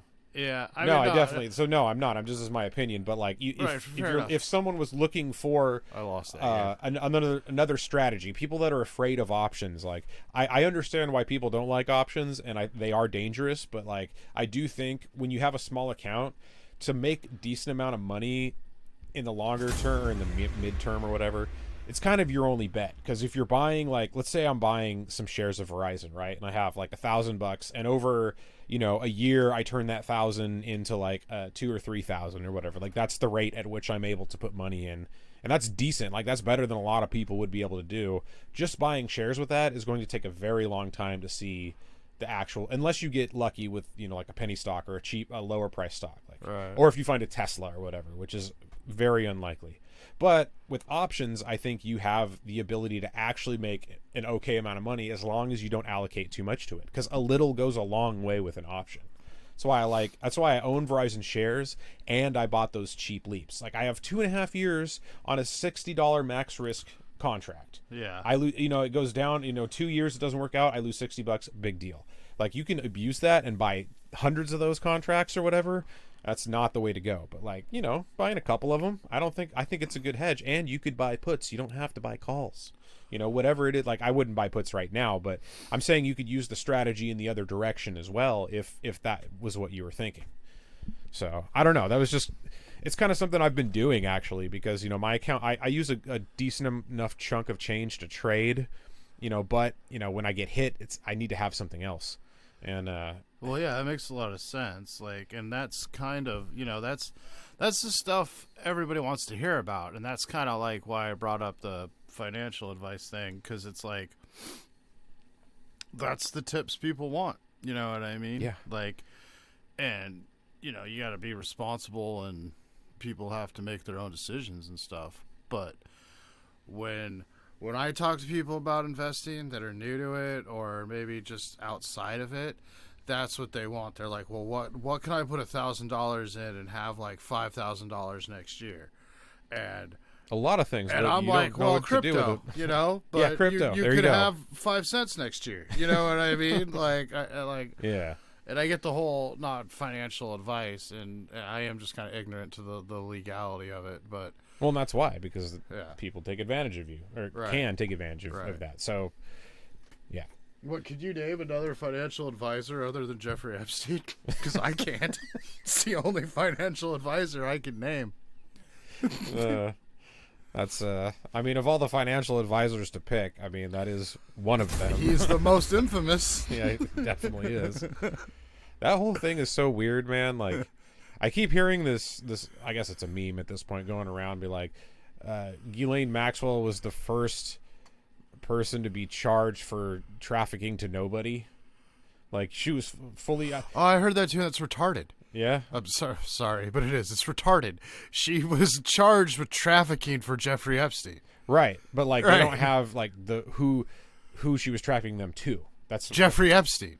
They specifically took victims that were assigned to Epstein. There was one issue with the one girl in Prince Charles, but I think she was the one that they kept out of it. They had, and I'm not saying it's not weird, and but I've heard that same argument, and I'm glad you brought it up, because at the time I was like, what are you talking about? I didn't even know it was an argument, dude. This is what's so weird about this. or argument. I heard that, or maybe I'm completely wrong. Don't get me wrong. I'm not saying I know the ins and outs of everything, but I did follow the case a little bit, and she was charged with sex trafficking for Jeffrey Epstein. I didn't think of it like that, because it's like they could use that legal loophole to say like, oh, because he would be the intermediary, right? And that's why he's the one that's dead. They killed the middleman that was like giving him everything. So she's got the people, brought them to him, and then he distributed them. Right. But because, and obviously he wouldn't be able to do that alone. There would have to be other people that were doing that too. But this is a scapegoat that they can use now because he's dead. Right. And regardless of how he died, it's perfect, right? And maybe, and exactly, it's perfect. And like, and I'm not saying this is a coincidence, but they didn't, in that, the trial that Ghislaine got convicted, they didn't bring in any victims that were trafficked outside of Epstein. They lightning focused the case on Epstein. They could have brought in people connecting Prince Charles and Bill Clinton and Donald Trump and who knows who else. I'm pretty sure those three, but who knows who else? Right. You know, there's a coincidence that it's always like the people, the main people anywhere you go. Like it's the prince of this country. It's the multiple presidents. Like them specifically, right? It's like, almost like if they wanted to have dirt on the people that were running, you know, that whole thing is like, when people dismiss that, I'm like, that's actually a good motive for that. Well, how much do you know about the whole tapes thing? Not very much. Okay, so you know how he got busted in like the 90s, the early 90s, I know, and they got off on that sweetheart he got busted deal. for that, and then early 2000s. Yeah, right? and when they raided him the second time, he had tapes in his office that had FBI tape on them. Like he had gotten them back from the first. That's how I understand it. I don't know. Oh, that would make sense, because they would have to mark it as evidence, and then when the trial is over, if you're found that you're not guilty or whatever technical loophole, then you would get the stuff back, which would include those tapes, regardless of what was on them. Right, and Ghislaine and everyone else, there's all these tapes that were compensated by, I don't know, the FBI, CIA, Homeland Security, whoever took it, that supposedly have all this incriminating evidence on all these high-level people, and we're just supposed to forget that those tapes exist at this point. Those tapes are like the Kennedy files at this point. It's crazy, and man. that's the thing. It's like there are tapes out there. I mean, maybe they've been burned at this point. I don't know, but at one point there were tapes out there that, you know, proved a lot of very powerful and rich and wealthy people were pieces of shit on one level or another. Well, I mean, you always hear about everybody in power that has to go through the whole cabal or whatever. Yeah. Which, you know, that whole thing is interesting. It's like, I think looking at it in multiple ways actually is interesting, because you could do something like that with a few people or a lot of people. And it's like, people are, when people talk about conspiracy theories, they always have this one specific thing in mind, that it's like a small cabal of people that controls like a huge amount, and they have dirt on everybody, and like it goes all the way down to the bottom levels. But like, I think it's more like groups that were independent and eventually like all of their needs merged, so they're still kind of in their independent groups, but their groups sort of work together as like one big unit. Yeah. You know, like that's why I think, because you think like, oh, it's something like this would be too big to hold in, right? Unless there were a lot of people involved. So it would make sense that there are a lot of people involved, which would tell me that there are multiple interests, multiple groups, and multiple areas that are kind of grouped together because they're all in this same thing, i.e. the dirt through the Jeffrey Epstein, blah, blah, blah, blah, blah, right? Well, I think, I think there's a lot of groups that think that they're like Illuminati, but they're not. Oh, yeah, like I think the music industry really does think that they're... Yeah. Because that's where you always see like, oh, Illuminati, it's Jay-Z with the symbol or whatever. It's like, the music industry is not powerful anymore. You know, it may have been for a while, but like... Yeah. It's, I think, and here's the other thing. I think it also helps sell records because it gives them this image, you know what I mean, and it gets people talking about it, and it like enhances. Most definitely, it's like the whole talk about aliens. Like there's the real talk about aliens, and then there's the stuff that you know, people put out as propaganda for non-alien related matters, right? Like I think, you know, early on, like a lot of the Roswell stuff, like we found this balloon and showing the pictures, I think a lot of that was to flex on other countries, not just to like show everybody like weird stuff that went on. I think it was to be like, regardless of what happened, we want other countries to think we have aliens, so that way if we get into a war with them, they freak out and think like, oh, we don't want them using those alien weapons on, like, so I think there is some psyop in that, regardless of what actually happened. Like, it's a way to, so I think there's something like that too with the music industry and all that. They kind of like put it out there subtly, you know, to sort of flex on everybody, and then as a result, it actually does give them street cred, and it makes people like more attracted to it. Yeah. And I think the same thing, you could say the same thing about this whole Ghislaine Maxwell Epstein deal. Like, it's a bunch of powerful people, obviously, that have all, it's like groups or a small thing or whatever it is. It really doesn't matter. It's what the fucking system has become. Like, I think it's the ideas that create everything. Like, I think ideas are the actual evolution of humanity. Like, as we are just, a good idea works regardless of what your opinion is, and when people do it, like, our species advances. And regardless of what you care about, whatever you think, like, if something works and it works well, our species just automatically does it after a while, and that moves us forward. And you know, with the next not just our ideas. species, like everything, like that's everything. That's like crows do that. You know what I mean? Like that's just kind of kind of how you tell sentience, I think. Is that ability, and that's it's like that's what I'm saying. Sentience is ideas, like the collection of good ideas that work. Right. Yeah, like not even necessarily ideas, but also like, you know, practice and like the physical manifestation. Like the idea is like the right. It's like using a stick to pull termites out. Is that an idea, or is that just a natural? The idea is it's innovation. It's innovation. You know what I mean? It's feeding your brain more protein to think more and have, you know, more things to compete against your rivals. Yes. But it wasn't an idea in that early primate's head. I don't know. The action comes first. Right. This actually, I know you're not a fan of Homie, but. Peterson, that's like 90% of what this dude talks about. Like, I don't care about the political stuff. I don't agree with like his political shit. It's more the religious stuff that I don't agree with. I'm not talking about any of that. Yeah. But like the philosophical stuff that he talks about, like this is actually the stuff that I find interesting.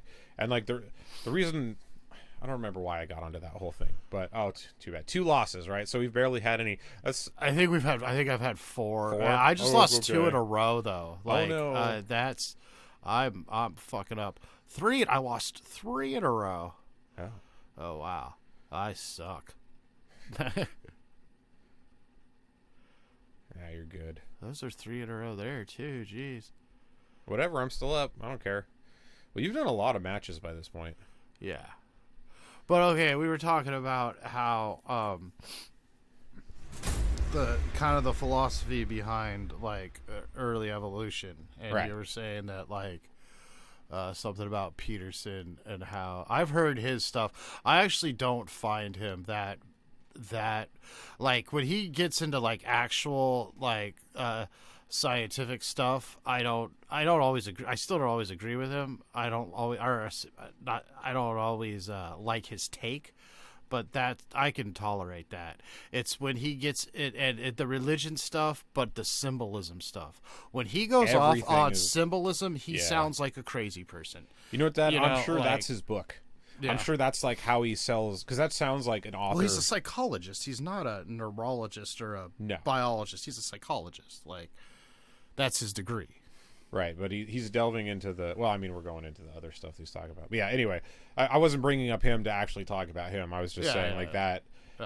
when I see videos of him, like, that are actually interesting, it's stuff like that. Because that's a good point. The idea comes... Or the physical representation comes before the idea. The idea is a description of the physical thing, and that's how we... And then we communicate the idea as spoken language.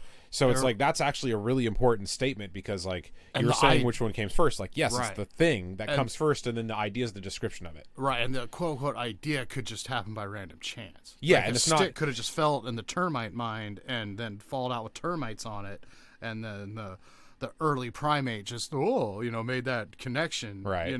Without actually creating an idea, but the idea itself was like, oh, termites on stick. Good, right. You know, like the thing has to happen in order for the idea to take shape.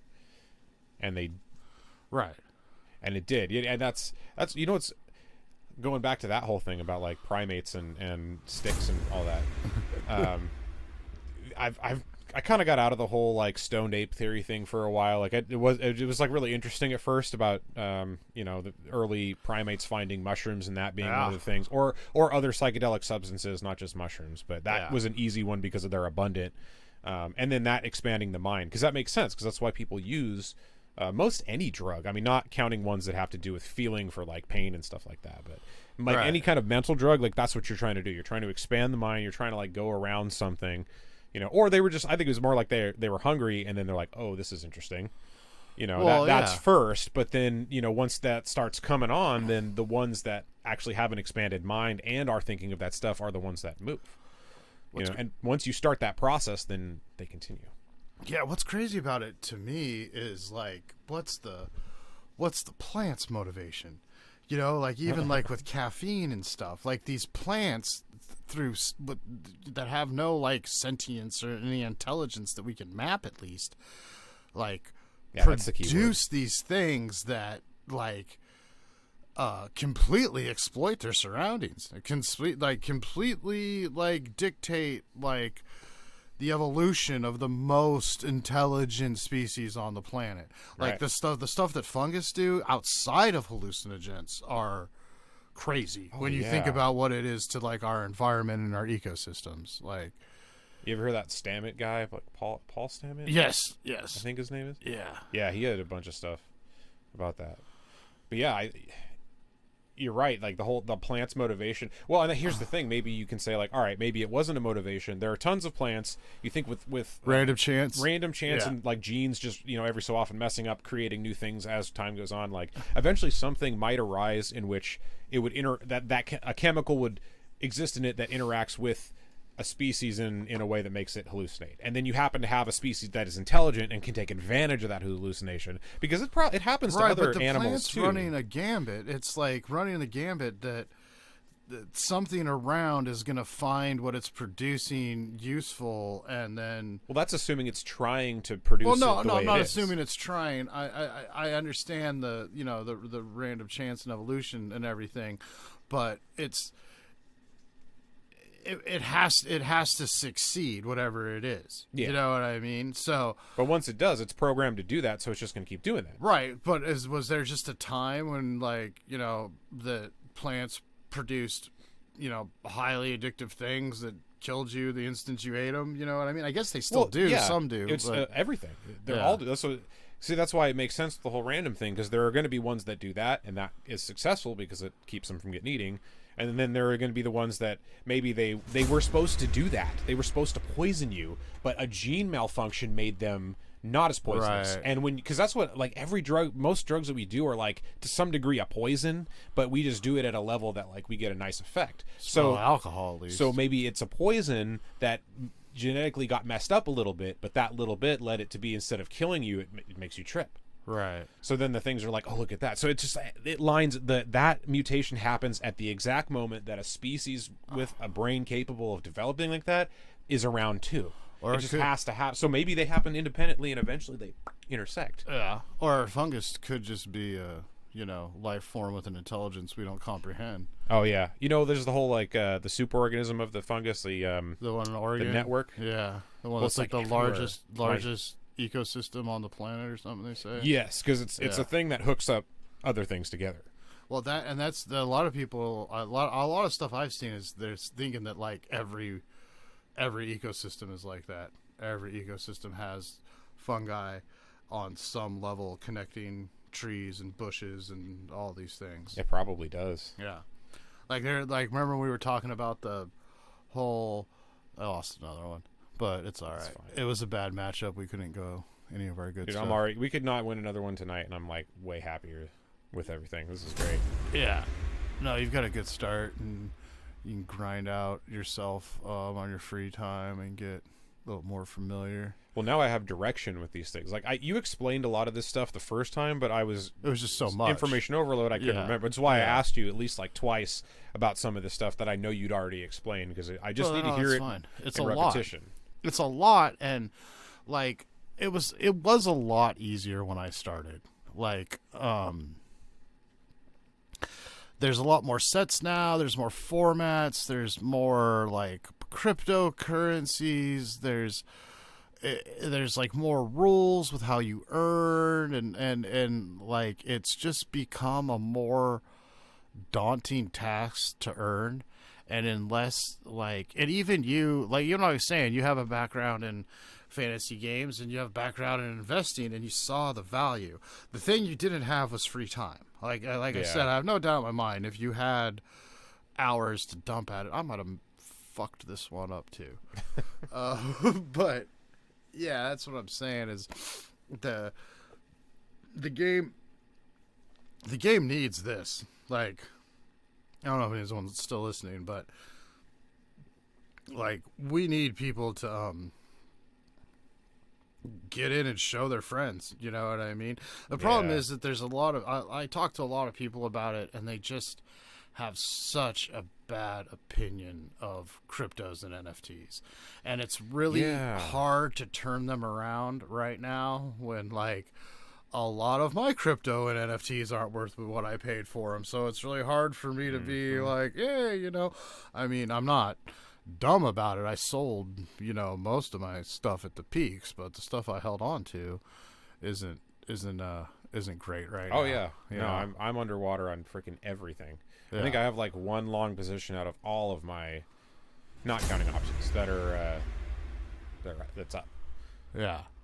I sold. So you're right. I didn't think about that. Right, the bear market is making it hard with a game that's already somewhat difficult to get into. Dude, the crypto space is another barrier that's on top of that. I think the bear market's like hurting your stream. I think if you keep doing, you're right. I think if you keep doing what you're doing, when the bull run comes around, you're gonna get dividends. You're gonna get more people coming in that were maybe just lurking before, or more people just looking at the space. You know what I mean? Mm-hmm. Like.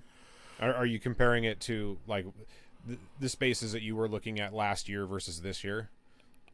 Like seeing that when you were getting into all this stuff and it was going up, you were like tuning into channels and watching, and you saw how many people had YouTube channels and whatever talking about crypto, versus now where like some of the solid ones are still around, but like most you don't see a bunch of like every day the new one, they all have 100 viewers you know, at a time or whatever. But yeah, no, you're 100% right about that. Like we need a bull market for everything else, and having the history when you get into one is nice, because everybody decides to start their channel at that time. Yeah, and there's a bunch of people that pop up are really flashy during the bull run, but there's absolutely no substance to what they're saying. Yep. And they're the guys that you're like talking about, that they're like, just buy it and hold it till it goes up and then sell it. And it's like, yeah, if we get a long bull run, you can do that, but you shouldn't need someone to tell you how to do that. Yeah. You know what I mean? Like,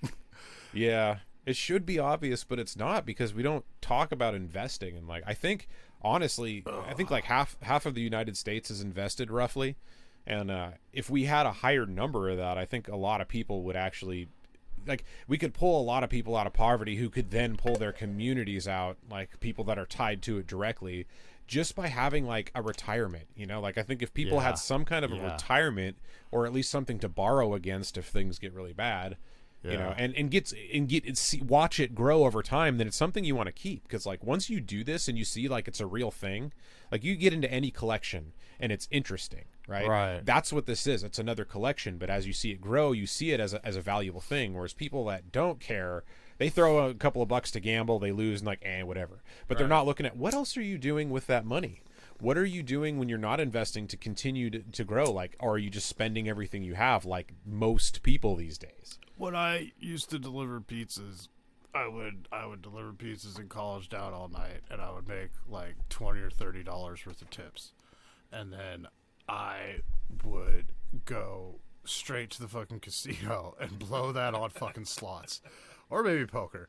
But actually, at that, when I was delivering pizzas, you're trying to make money with it. Nah, man. But the thing is that and that was like when I was in my 20s, right? If I was in my 20s now, and I had that $30, I would be able to invest it. I would be able to go and put it in my bank account right away and buy like some crypto or buy a share. I would have bought shares in the place I was working at. You know what I mean? Yeah. And at that time, like, That would have been actually really good. yeah. And at that time, like, that was technically available to me, but it wasn't like it was now. Like, I would have had to pay like $15 a share, a trade, you know, to do it online. Like, or I would have had to like, yeah. Well, and that's the other thing though. Like you were saying about getting shares in the places you work. If you worked for a place, a lot of times they'll have, if it's like a corporation or something that has stock, they'll have a plan where they're like, all right, we can either just pay you straight money or we can do like a split between money and stock. Right. Because they know they can get away with like lowering their balance, you know, the expenses on their balance sheet by giving you stock that they've already, you know, they pulled warrants on. So, oh shit, my mic's So like, I think it's extremely valuable to not just get the pay. Like, I think it's good to get the stock too, because I think about the jobs that I had and at the companies that are valuable now. I'm thinking, man, if I just had, you know, like at that time, a couple of shares, those splits over time and the appreciation would have made them worth so much. Like, I probably would have only had a few $100 worth of whatever company I was working for, but that few $100 20 years ago or 15 years ago would be, you know, insane right now. Yeah, I remember in the early 2000s when I was selling Diablo 2 items on eBay. Yeah. I tried to buy some Amazon, and I think we wanted to buy Amazon and eBay because we knew, you know what I mean? This Amazon was still an online bookstore at the time. I think shares were selling for like $3, you know? Yeah. Like, it was stupid. And well, we just gave up. Like, I had like a preloaded debit card or something, and then like I got on, and it was like the fees were more than the value of the stocks I was going to buy, and I just didn't do it. I wish I had, because it would have been great. Even spending $75 to get $30 worth of Amazon back then would have been great. But yeah. You know, and doing that over time too, because you think like you're thinking like, oh, every time I put money into this thing, I'm gonna have to pay this massive fee. Yeah. You know, so that was a barrier to entry, so that's gone now. We take with the Robinhood era, like we really take for granted the fact that it used to be so difficult. No, it's one of even in the E-Trade era, like that was the E-Trade era. It had been going on since the 90s, and it was still difficult. It was still, I mean, I'm not gonna say impossible, and there's probably people like more motivated and smarter than me that were like, I bought, you know, that for my first time in my 20s, you know what I mean? But but most people had a reason or somebody to show them like what to do. Yeah, that's the other thing. Like, if you didn't have that, I had those people in my life died when I was really young, and I didn't really see the value in what they were saying until I was much older, and the older people that were around me weren't really fiscally minded, is how you should put it. Yeah, no, that's or were and still are assholes with money. Yep. I mean, that's most people, I think. Well, I don't know about most people, but I think a good chunk of people these days. I was just about to do something I complain about. I was just about to say most white people, when I am as white as hell. Like, have you noticed people doing that nowadays? It really bothers me. Like, white people talking about white people like they're not a white people. Yeah. Yeah. That, regardless of like what your point is on anything, that's annoying. It's cringe. Yeah, it is. I'm not trying to defend what white people have done historically or anything. But, you know what I mean? No, like, but we're not even talking about that. We're talking about like the zone of communication of it. Right. And like the fact that you're ignoring a very glaringly obvious fact that should be in that conversation that you're having. Right. Yeah. Like, why do you not consider yourself a white person? Well, see, that's the other thing too. I only think that can go on for so long before people start having these thoughts. It's nonsense. There are no races. I mean, within humans, the whole idea of race is incredibly ignorant and racist. Because we are not like genetically, scientifically of different races. Right. That's why I think it will eventually become like people will be like, all right, I'm bored of this.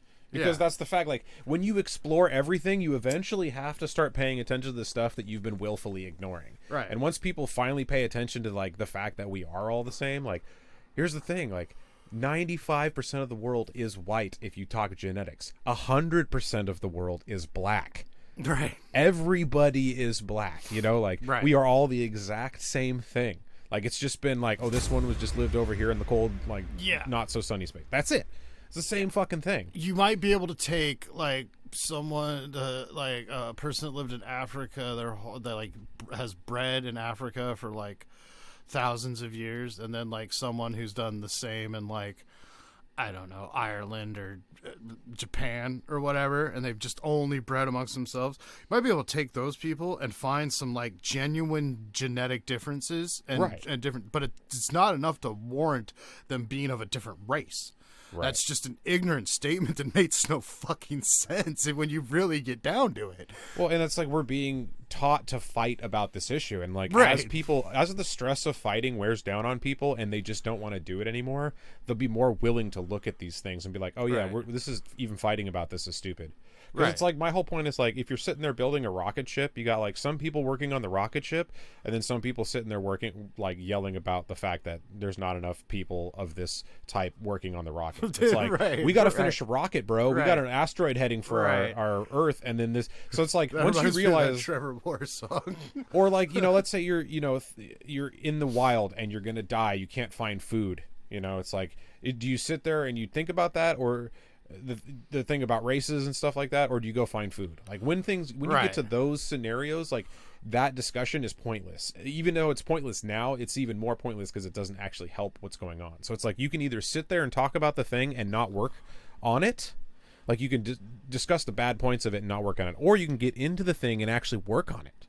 Right. And that will take your attention away from stuff like race and onto the problems that we actually have to solve. It's like, all right, so what's the problem, right? It's something about race, this. All right, how do we get those things to those people? Like, we need to physically be able to do that. Get on that problem instead of the fact that there is a problem. Right. And, there's so much of the, political and media environment that is just, like, it's just straw man tactics. It's just red herrings. It's just to keep people from unifying to solve problems because there's a bunch of greedy pricks in charge and they want to keep it the way it is because they think it's working. Like and they're stuck in that cycle. They're delusional to the point where they're like, it's not going to be until there's zombies on the lawn that they realize the errors of their ways, because they're so hyper focused on just this next term. Well, yeah, and look at whatever to get in this next term, and then once I'm in, then I'll do, because they tell themselves, I'm not gonna do the stuff once I'm in, and blah blah blah blah. Yeah. But then it's like the next one, or and like you have to be in that cycle. You can't if you stop being in that cycle, someone that's better than you will take your place. Right. So you're forced to stay there even when you don't want to be. Or like a guy like Trump who's got supposedly got all this money and all this success, supposedly, but still needs approval from the world, from individuals. You know what I mean? He's not doing this. I mean, unless maybe he is a complete and total fraud. He's not even rich, and he is doing this for money. But if that's not the case, if he's not doing it for money, it's for attention. It's not to make the world possible, equally possible. What? I think either is equally possible. Right, but he's not doing it to make the world a better place. And I'm not saying Biden is by any stretch of the imagination. He probably believes he is, though. Trump? Yeah, I think he thinks regardless of what he's doing, maybe he thinks he's so great that what's great for him is great for the world. He's okay. He's justifying it as okay to do terrible things in order to get what he wants because he believes he will do the greater good with it. That's what everybody believes that. I I think he knows he's a criminal and a rapist, and that he just feels entitled to it because of his birthright. Or he feels, I think those kind of people think like they have a born again type moment where they're like, oh, I did that stuff, but I absolved myself of it for this reason. Right. Like whatever, like however terrible it is, if you're a narcissist, if you're up at that level and you have to roll in that world, you can justify things like a narcissist can justify anything. That's very true.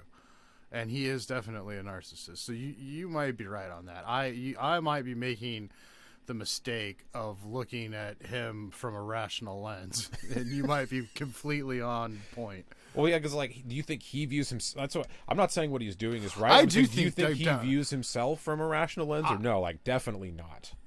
No, I don't think he views himself from a rational lens, but I think deep down inside he knows he's a piece of shit, and that's why he's running from that. And that's why he acts the way he does. That's why everything's so fucking fabulous, and I have the best, and I da-da-da-da-da, because he knows deep down inside he's a morally corrupt garbage human, and that he has to have this fancy gold trim and all. You know what I mean? Most people who have expensive shit are shitty, like shitty moral people. I'm not saying the ones all, that and I'm flash not, it for sure. Yeah, and that's what I'm saying. There's a difference between liking something of quality that's good and functional and the best of it, and buying some shit to make you look like you're fucking this fancy person. You know what I mean? Like, because it's what you said. He definitely has crossed that line his whole fucking life. Like, Like I would think about the environment that dude was brought up in too, right? Like he's brought up into an ultra rich environment that already has like public scandals and all kinds of like who knows what, right? And you're a child just born into that in that time period in like the 40s, 50s, whatever. I forget how old he is, but like, he's born into this environment. Like, of course he's going to become a representation of that. Like, how could you not? Oh, his dad chose him over his brother because he was the bigger asshole. At least that's what the sister said. Yeah, that would make sense. Yeah. Well, because the bigger asshole is going to be the one that. Like, his dad was a giant asshole. Well, think about like what his whole shtick is, right? He's like the guy that's on Twitter. Like, why do his followers like him? Because he like pwns the libs or whatever. Like he comes out. He never admits that he loses anything, regardless of if he knows it or not. And he comes out swinging with like at least halfway witty fucking trolling shit. I don't know about halfway witty. That's it. No, halfway witty to his fans. Yeah, his fans who thought his show was real.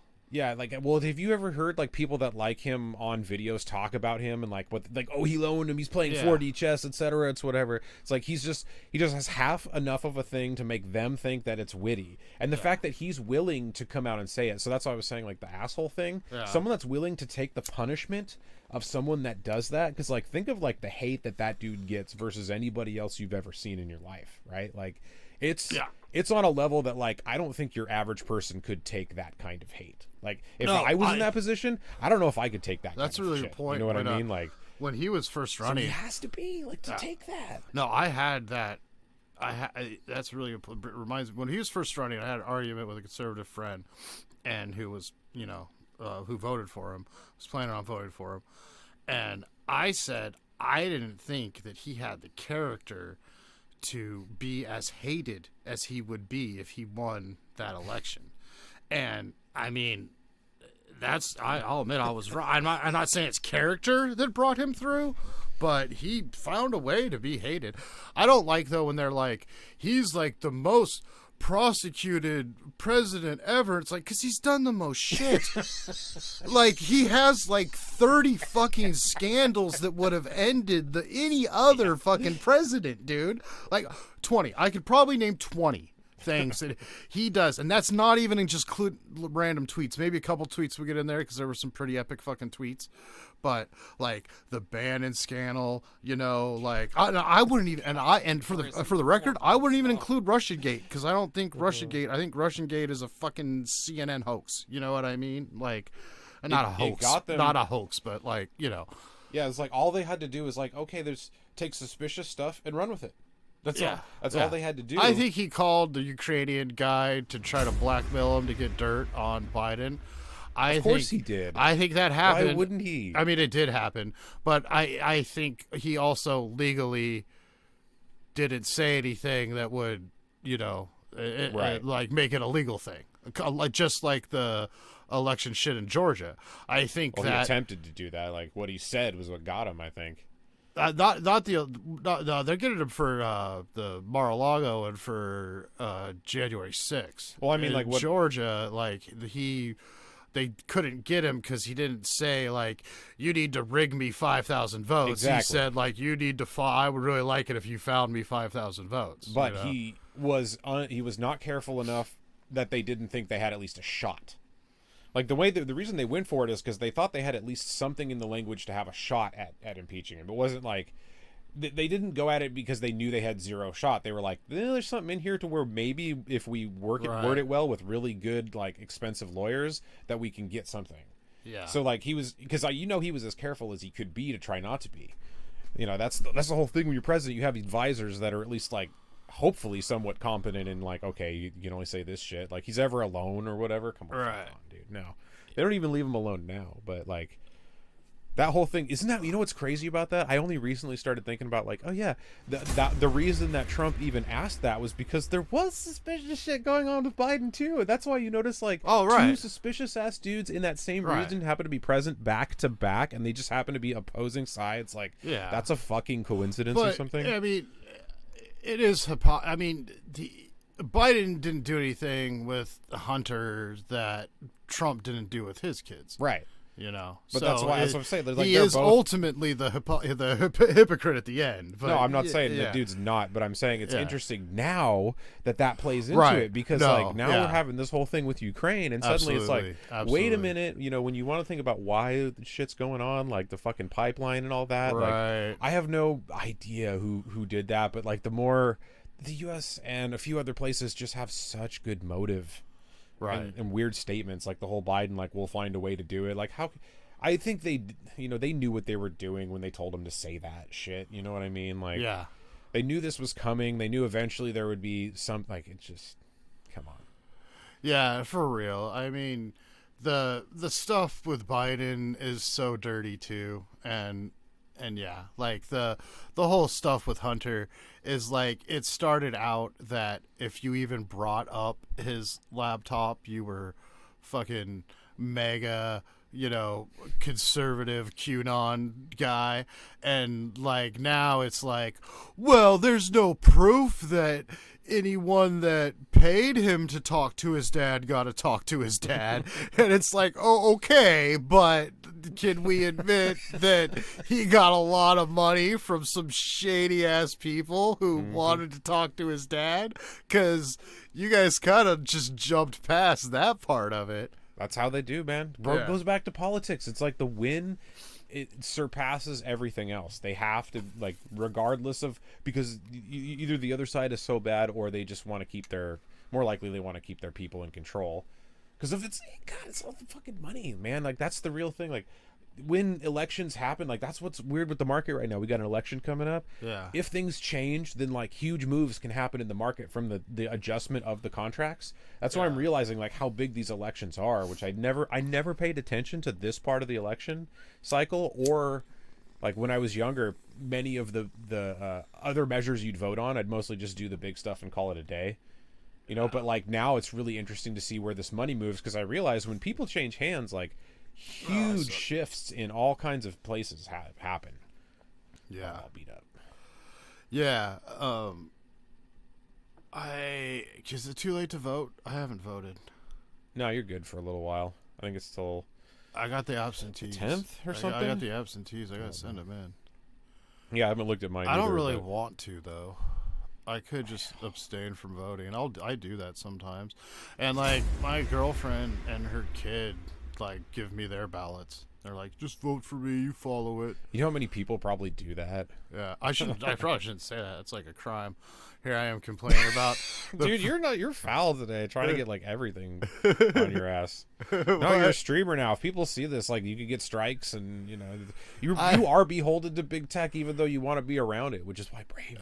Dude, I use the shittiest, oldest computer as anyone. I Yeah, but any modicum of success you have is now attributable to the tech overlords, no matter what it is. How are you gonna do it, right? Without doing this, how are you gonna make any kind of like headway in anything? I know, dude. My biggest, Exactly. I don't have a job. I just have a bunch of fucking side hustles, and my biggest one has been eBay for years. So, Dude, you know what? And I hate it. I hate eBay so much. Well, yeah, because you use it all the time. They're so stupid. I could go off for hours about how stupid eBay is, but you know what? They're a publicly traded company. They got to make money. That's why they're done. It's not Amazon. Yep. Oh, speaking of which, have you seen the new Lord of the Rings? No, I haven't. The Ring of Power. Oh, this guy's gonna stop me. We're up to where they actually have like their own cards. It's good. People are hating on it because people are haters. And I'm not saying it's great. Don't get me wrong, but I like it. Yeah, I've heard people like really upset about it, and other people that want to see it. It's like See, when I hear that, I'm like, it's so going into it with expectations means you're gonna have that experience. What have you heard negative about it? I'm just curious, and if you remember, it's honestly all I've heard negative about it is just I don't like it. That's it. I don't know why. Like I think I heard something about I crushed him. They don't follow the character as well as they should. No, they whatever. They have to rejumble everything. They paid a $250 million for the rights to the appendices of the Lord of the Rings. So meaning they can make their own changes. Well, no, just like the events and the appendix of it. I think it's like a long novel that I didn't read because it was called The Appendices. I think it's like the Lost Tales, but of the Lord of the Rings. Okay. So basically they just bought something that was attached to that lore so they could have their own. Well, that's their way in because now they can do whatever they want from that. But but they didn't have they didn't get the rights to the Similarium. So like that's the thing about it. That was the first frustrating thing for me. It was because me and my buddy who are, Tolkien fans, we thought that they had the rights to everything because they paid $250 million. You would think that for $250 million, they just give you here you go. Here's everything you wrote, but I think that was like one of the movie's gross or something. Like the Lord of the Rings is massive. That's true. That's a good point. I'm not going to argue that. It's crazy numbers to me, but anyway, they we've had desktop audio on this whole time. So there's been no voice? No, there's been voice, but maybe I don't think it's mattered. There's probably been sound effects on the game, but I think I have the game music off. So we'll see. Maybe that's why no one's come in and talked, because it's just random nonsense. Well, we changed it at one point when you played videos and all that. Yeah. See, and that's why it's good to practice streaming. You're talking about like when bull markets come back in. This being relevant again so this is why I wanted to do this now, because we are in a downturn and this is the time to practice when nobody cares or very few people care, right, and make connections with other streamers. And that's what I've been trying to do. That's what I was saying too. I want to get to a point where we can have, or I can have, like a channel set up, like how the Whitest Kids do it, where it's like we have like a channel and maybe like your show is the Sunday night show, and then we have like one of the guys we stream with sometimes, like Ashen or Downtown or somebody, has the Thursday night slot. I kind of like Splinterlands TV does, but a thing where it's like, oh, we're broadcasting all the time, like an actual like television channel. Like I could even do like Saturday morning cartoons and show like public domain cartoons every Saturday morning. You know what I mean? Just kind of like stuff like that. I think that would be really cool. I think there's going to be, and I think you've said something along these lines before, there's going to be a time when people look at this time and they were like, they could just stream for free on Twitch. You know what I mean? They could just stream whatever they wanted. The technology was fine. There was no big corporation preventing just anybody from going on and saying something. Like exactly what happened to radio and TV. Exactly. Yeah.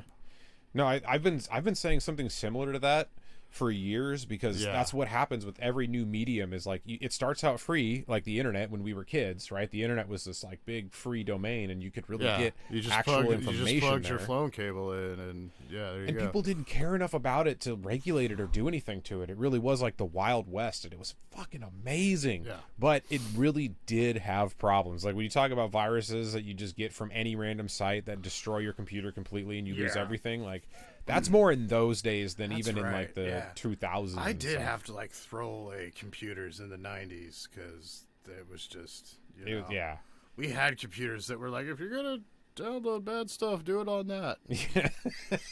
Even the one that, see, that's why I always want to have a computer like that because of that. But these days, it's not as necessary because the stuff that you get is so sneaky that it's not trying to destroy anything. Like people want data. Data is the valuable thing. So weird ways of getting it, like you want to collect that without people knowing, not with like being a parent. Right. But the whole Wild West thing was like people were doing those viruses to like show like, oh, it's a way to flex in when you're not like a jock or whatever. Like, you like, oh, people think this computer stuff's dumb. Well, yeah, I'm gonna do this and hack the freaking Pentagon and shit. Like, well, it was like Christian groups.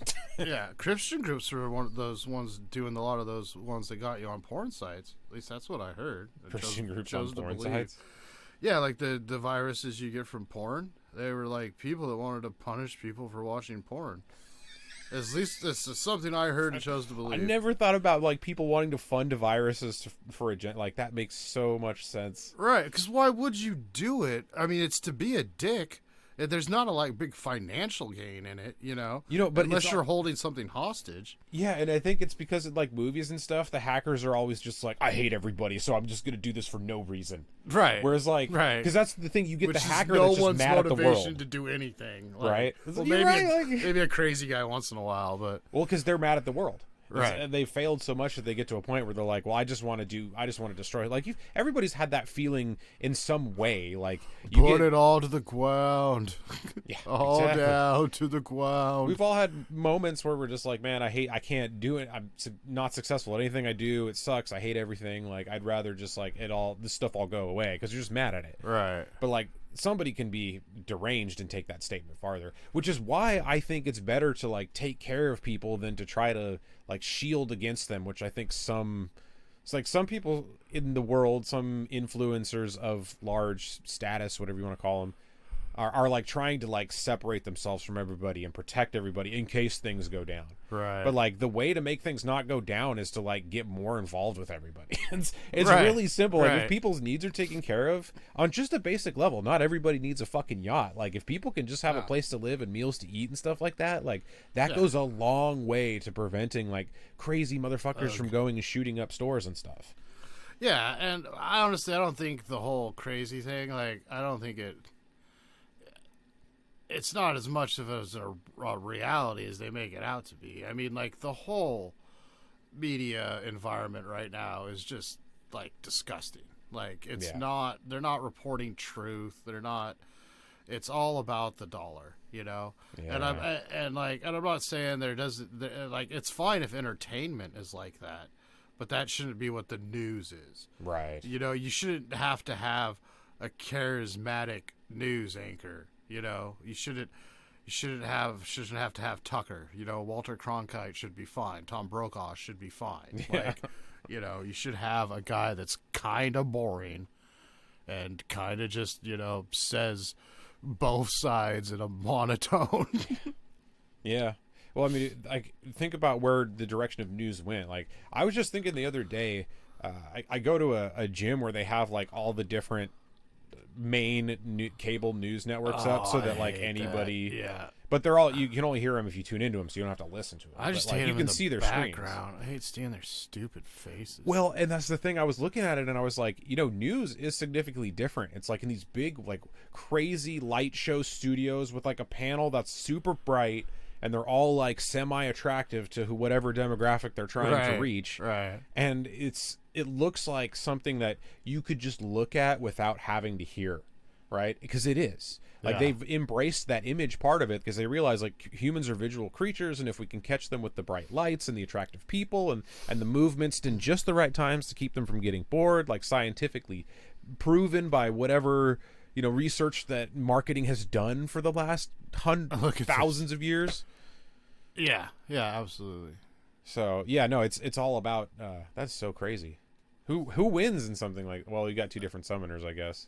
I won. Oh, I skipped results. My bad. That's fine. Yeah, That's I won. Yeah, I won because I had the better summoner, basically. Did I lose SPS for losing battle? No, you don't lose anything for losing. I thought I had 7 at one point. It looks like 6 now. SPS? Yeah, like 0007. I don't know. Maybe I'm seeing something wrong. You've got .068 we've heard so far. Oh, so it was rounding up. No, I thought it was 007. Okay, so it's been going up quite a bit. Yeah. That must have been how much you get for the fight. The SPS at the end, you gain .00. Yeah, and when we started, it was that's not how much I have. Okay. Yeah. That's why I was getting confused. I was like, how did I get less? Yeah. So we got you 5 chests and 6 season chests. What are we doing on time here? Noon at night. Nice. We got another half an hour, 45 minutes we can grind out here. Okay. Maybe someone comes in. But yeah, another thing I really want to do on Twitch or YouTube once I can get my tech upgrade. Like, how you're always talking about you like to do the stock stuff because you're always talking. You always want to talk about it, but everyone's like bored with it at this point. And I have That's the other main reason I do it. Yes, and I have many interests like that as well. And I would think it'd be really cool to just kind of have a stream for that, or maybe do it more like a podcast and put up on YouTube. Yeah, a bunch of people have multiple Twitches that they do that with. Yeah, like I'd like to go around and talk to people about what they're passionate about, and just give people an opportunity. And maybe we can even do them like where I don't have to physically be there; they can just share screens and shit. Yeah. Yeah, I think that'd be good.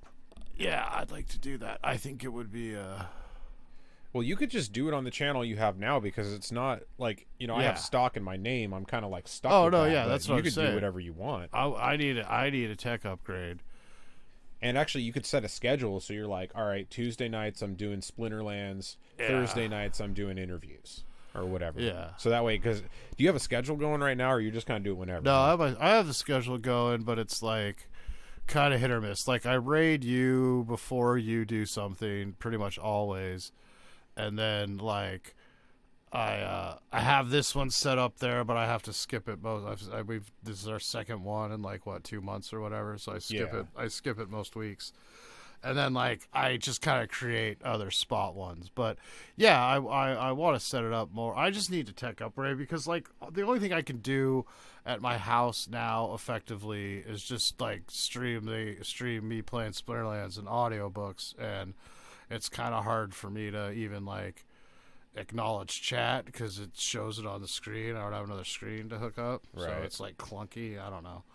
I probably should just acknowledge chat more, but I forget about it too because like when you're grinding for 3 hours and only a couple people are coming in, you forget you forget what you're doing. True. Well, and then if you keep looking over and no one's there, eventually you get like frustrated. Or not even frustrated, it's just like, okay, well, I'll just play this game some more and forget that, just try to pretend no one's watching me, Because mine seem to get, even the ones like that don't get a lot of views when I live stream them, get a fair amount of views on the 2 weeks when Twitch keeps them up. More views than I get when I post stuff to YouTube. Yeah, YouTube is. That's why I was surprised with TikTok. Like I put my little preview thing up on there, and I don't know how because I only have a few followers on there because they're mostly people that I already followed. Yeah, it was like out of courtesy, you're like, oh okay, yeah, I'll follow you back. I had like a couple hundred views on that, and I hadn't shared it or done anything with it, and I was like, I never post anything and that just happens. You know what I mean? Like the only time that ever gains you get anything like that is if you're like trying to push it or whatever. But like TikTok, I was just setting it up to have something there so I could finish it later. And I come back and I'm like, oh, there's like 245 views. Like where did these come from? Nice. which is not a lot if for like people that actually do this stuff. But when you're just posting things and you don't really have traction with stuff, that's just a lot all of a sudden to not do anything. It didn't used to be like that. It used to really like no matter what period of time, the only way you'd get views is if you like put your video in other places. Yeah, like finding those places was the hurdle to actually doing anything. What's frustrating with me on YouTube is like I'll go on like some more news or some popular site and leave a comment and it'll get like 150 likes or something, and I'm like, not one of those guys went over to my page. Not one of those people like was like, oh, I wonder what this guy's putting up. Well, actually, there might have been a few people that because like there's sometimes they might have went to my page and not like what they see. They just unsubscribe. Yeah. That's true. Yeah, well, that's the other thing too. Like you got to think about that. Like that was why I put that video on TikTok because I was like, all right, my plan is to do exactly what you said. Go comment and talk to people that way. Yeah. And then if people respond and come to my page, like I want something there that's like, oh, that's cool. That's why I set it up like separate from everything else and just put like the stuff that I want up there so when they go, they see like the best of the stuff that I do or whatever. Yeah, and I should probably go through my YouTube page and edit some of that stuff out.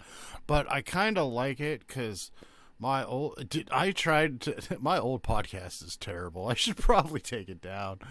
But or just do a different thing. Like you just the other thing is like having new content is what yeah, because so if people go to your page, they're going to look at like your new stuff anyway, most likely. I mean, some people might start at the bottom or whatever, but like most people, just to get a sense of you, will be like, all right, what are they doing right now?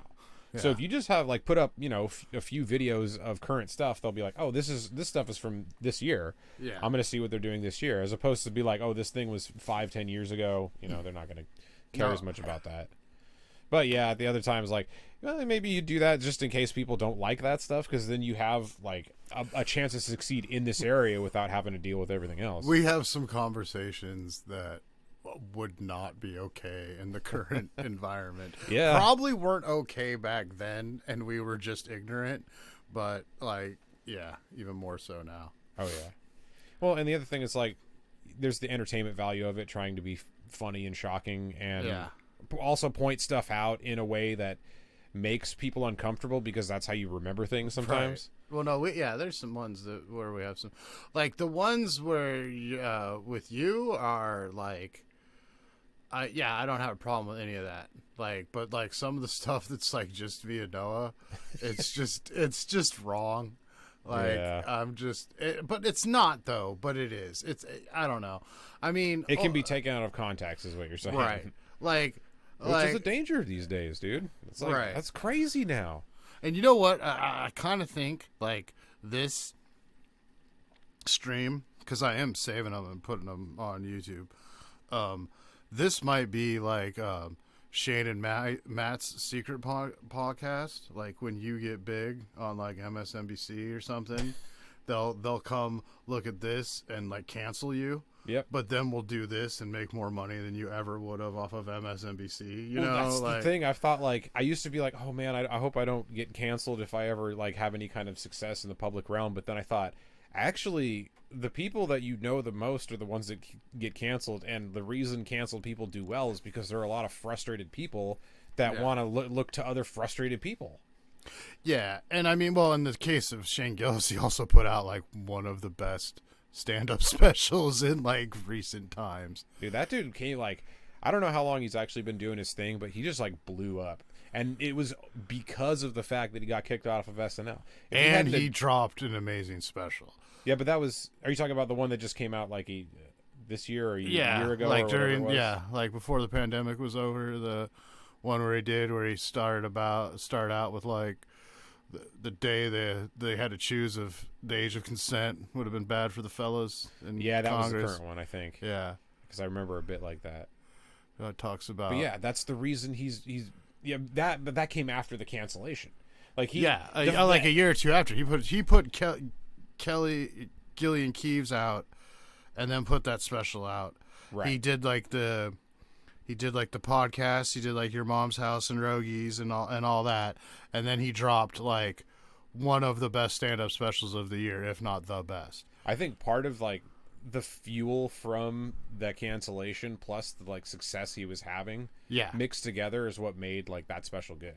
Well, I don't know about the special, but as far as their podcast, it made it so that their podcast that was nothing was now like making them enough money off Patreon that they could do whatever they wanted. You know what I mean? They didn't have like he's doing sketch. The other guy is doing stand up like and getting paid like probably a lot more than he was before. You know, Shane got canceled. Yeah, like. The alternative economy, I guess, or whatever you want to call it, is profitable. I mean, because what it shows you is that like there's definitely a mainstream narrative, or I should say, there's probably a few mainstream narratives that are all grouped together as like one kind of big overarching thing. But like, there's a hunger for something that isn't that. And even because it used to be like there were only a few channels and only there's the 2 political parties and that kind of thing. Like it's very consolidated in what it can be. But there's a hunger for like, yeah, that's a piece of reality, but there's all this other stuff that's in reality that you're not focusing on.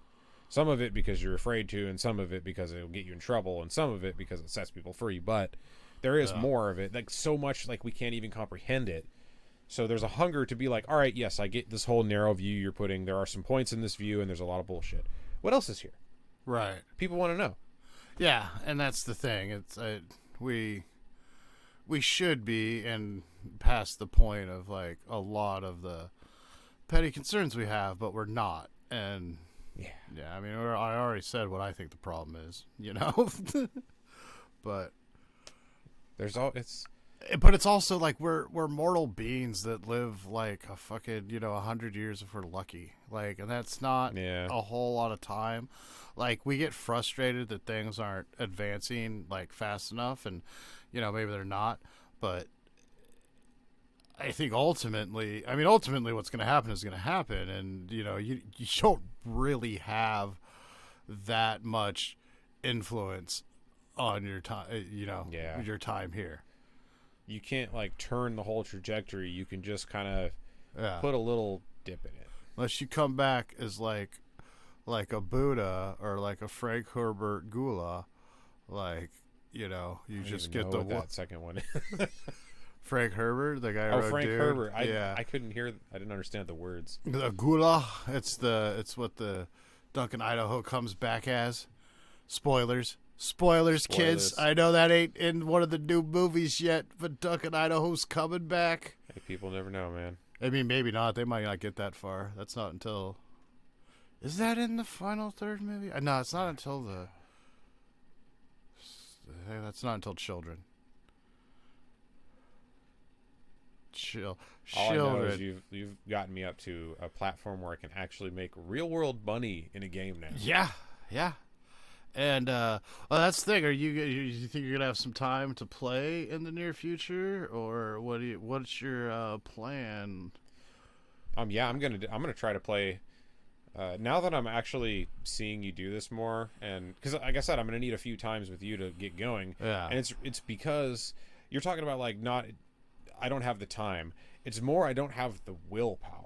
To learn a new thing. Right. No, I totally understand. That is somewhat difficult in some ways. So like it takes energy. It takes a lot of like resources and willpower to do it. And when I do have limited, I do have limited time, but like when I do have the time, I'm like, fuck, I want to relax. I don't want to have to like use brain power to play this game. I want to play a game that like I have fun playing just right now. Right.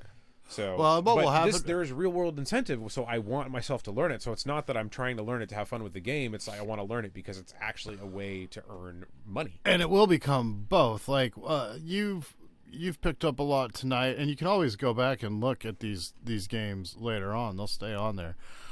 But it's like there'll be a level like we're at like right now where you can start out and just breeze through. And you'll do that a little bit, you know what I mean? And you'll get to the level where you can't do that anymore, and it gets frustrating again. But now that you've seen just some basic lineups that you can put out there, and like what cards to prioritize and stuff, we're actually starting to see some opponents with their own good stuff. But you'll you'll be at some level you'll be able to move up quickly, and then it'll get frustrated again. You know what I mean? But then you'll come back to it in a couple days. You'll pick up some more things. With the SPS, once you get enough staked, you can start playing in SPS tournaments, and a lot of them are like guaranteed returns. Like it'll be like 2 SPS to play, and like the bottom, like it'll pay out like 250 up, and the bottom spot will pay out 2 SPS.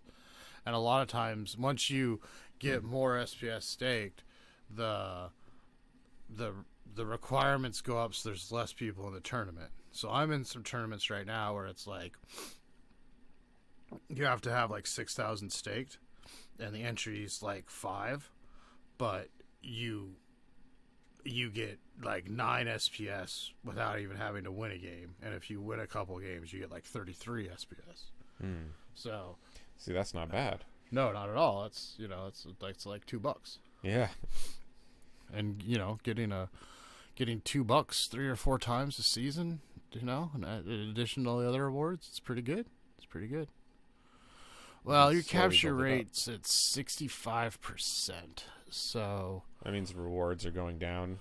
Yeah, a little bit. Yeah, we're getting less SPS. We're gonna get you one more chest here, and then it'll probably be time. How long does it take to regenerate? It basically regenerates It regenerates 25% a day, so 1% and a change an hour, I think. So, well, see, that's good because I would be playing more sporadically than like all at one go. Right, but you could grind out one day, and then let your capture rate regenerate for the next couple days. That's how a lot of people play. That makes sense. I'll do that sometimes. Sometimes I'll be like, I'm getting good rewards right now. I'm moving up in the leagues. I'm gonna grind down to like 50%, and then I'm not gonna play for a couple days. I'm gonna get some other shit done. Yeah.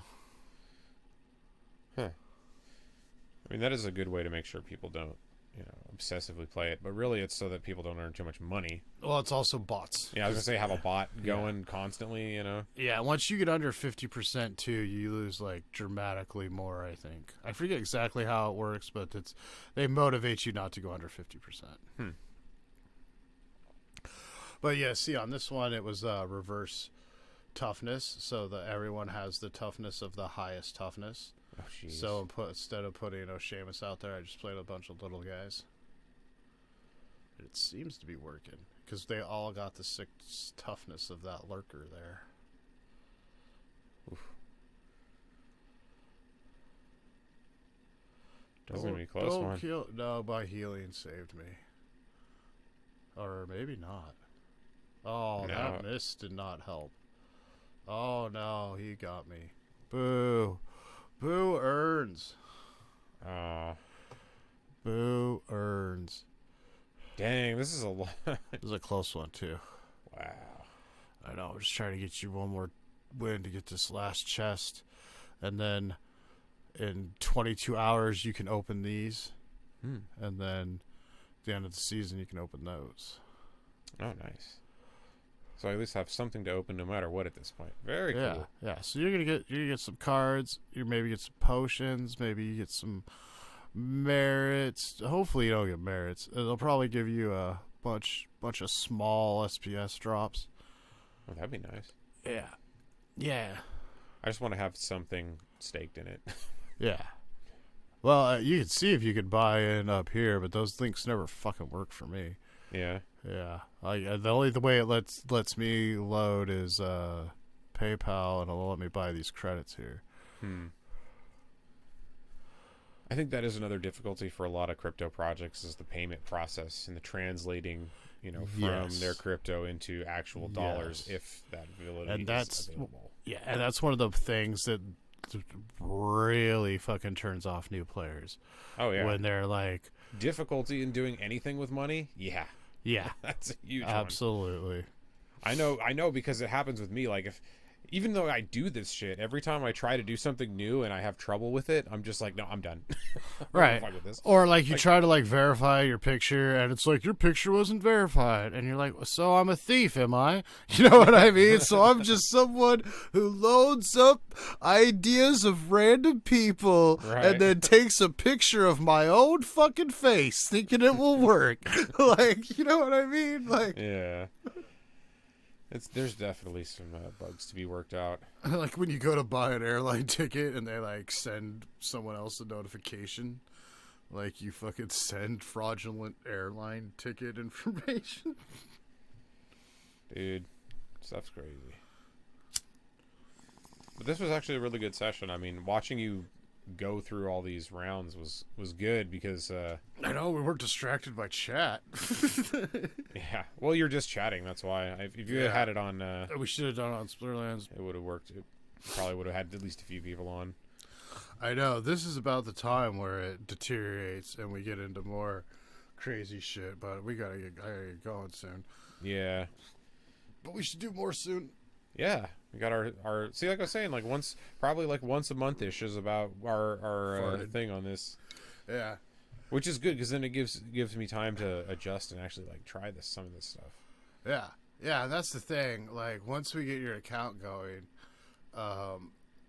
you know, and if it is just going to be like a once a month type of deal, we'll build you up some cards, and then when you're not playing, you can rent them out, so you have like currency to fuck around with, you know, and we can start doing some more tutorials, and I can start like giving you intros into Hive Engine.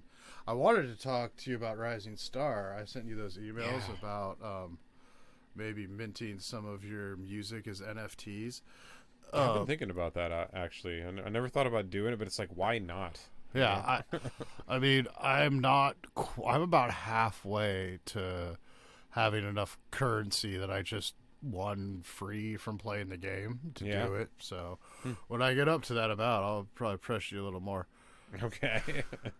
Right now, it's just like, so you're going to get 10 bronze season chests and then 7 chests tomorrow at... oh, nice. So probably 10 o'clock. The next morning then. It's tomorrow at 10 o'clock at night, because that's when we started. Oh, yeah, I'll be up then. Yeah. But yeah. Remember to try to get those tomorrow night, but if not, get them Friday morning. Yeah, like if I miss them, I'll get them. I mean, it really doesn't matter, actually. You get them next time you get on, but... Right. Yeah. But if I get them, then I can start the next round or whatever. It won't start the new focus till you get them. Yeah. Okay. Well, good. It's good to actually have something, you know. Yeah. And then this, I don't think you can claim your SPS until you get up to, like, 1. And it will come in stakes, so you don't have to worry about staking it. Yeah, you got to get up to 1 before you can claim it. I was actually thinking of just buying some, too, just to have some as the crypto market moves, because I've been expanding and buying some other currencies just, you know, because I want to have broad exposure, but, like, and this is a good time to get broad exposure because you're seeing the crappy stuff die off, you know, so. Yeah. So I was like, you know, Splinterlands has been around, and it seems like it's going to stay around. So I want to have something in it. Yeah, like 600 SPS would be like $10 or 60 cents. I don't even know. It's 6 cents. It's 6 cents. So 6 times 100. Yeah, it'd be like $6. Yeah. So yeah, for like $6, you could stake enough to get you in the 2 bronze level tournaments. And then those will pay you out like, I mean, over time those will pay you back. I mean, over time the APR and those will pay you back the $6. I would almost guarantee not financial advice. Don't sue me. Actually, you know what? It's financial advice. You can fucking sue me. I don't have any money. Except for the money you have invested. Yeah, which is like maybe a couple grand. Not even. I mean, if you count Splinterlands, I have quite a bit invested in Splinterlands, actually. Yeah. But yeah, that's it's another project that I want to get on. I just want to have a little position in. Whether I continue to play the game or not, I'm gonna have a position in it. And that's what I'm saying is that, as long as you try the game out and get some cards, right, and if you just don't like the game, you can, either cash out what you have, or like put it into like the cards that you do think are a good investment, and then just rent that shit out. And then that's what I was thinking. It'd be nice to just rent something out for a while. Right. We're done playing on your account. I'll show you my rental account. Okay. We got a little bit of time left. That's the thing. It's like you can just, I'll send you, when you get to that point, I'll send you a link to the rental bot. And the rental bot does all the work. It takes a little bit. It takes like 5% or something. But you don't even have to think about it. Like, it just makes all the moves for you. And it's just a steady. See, like, since it was $8.99, so my rental box made me 22 DEC since the last time I checked in, and I guess that was just like an hour ago or something. Yeah, that's what I'm saying. I mean, 22 DEC isn't a lot, but it's it's something. Oh, but still, I mean, the fact that it's just doing that. Well, for an hour, you think about multiply that by days, weeks, months, years. Right. Yeah, it adds up. Yeah, so it's a passive investment. That's why I wanted to do something like that. I was thinking about renting out the cars or whatever, but you know more about this, and that's what we can get. Actually, that's what we can get into next time. Instead of the gameplay, like the renting of the cards and the way to generate money, like a real discussion on that, because that's what I'm really interested in. Yeah, and if it is another month, hopefully by then there'll be some other games out, because they're adding more games, and they're giving utility to Splinterlands cards for those games. So there's like a tower defense game coming out, and is that why they're pushing those? Yeah. And so in the tower defense game, you'll be able to like stake an archery unit to like the tower and up like its archery attack or something. So like, and then the whole land expansion, like, people have been waiting on land for a good year now, and it's supposed to add like all these new elements to the game, and you're supposed to want to put like stake cards on the land to like work it, So yeah, now's a good time to get in. Like your 300 credits, your 3,000 credits, like I would play around a little more, like play with the cards that I've delegated you, but like with those, if I were you, I would totally buy like the highest low cost summoner you could get, and then and then maybe like a couple other cards that are cheap that you like to play with or you see and are interested in. Because if you get like a decent summoner and you keep running rewards cards, you'll be able to level up the rewards cards, and they'll be able to pull their weight. You know what I mean? Yeah.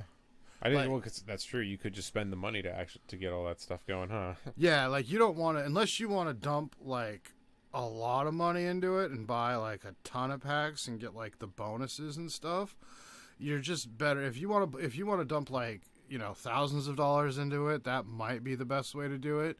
But if you just want to put in like $20-$50 or something, the best thing to do is just to be like, oh, I want this specific team.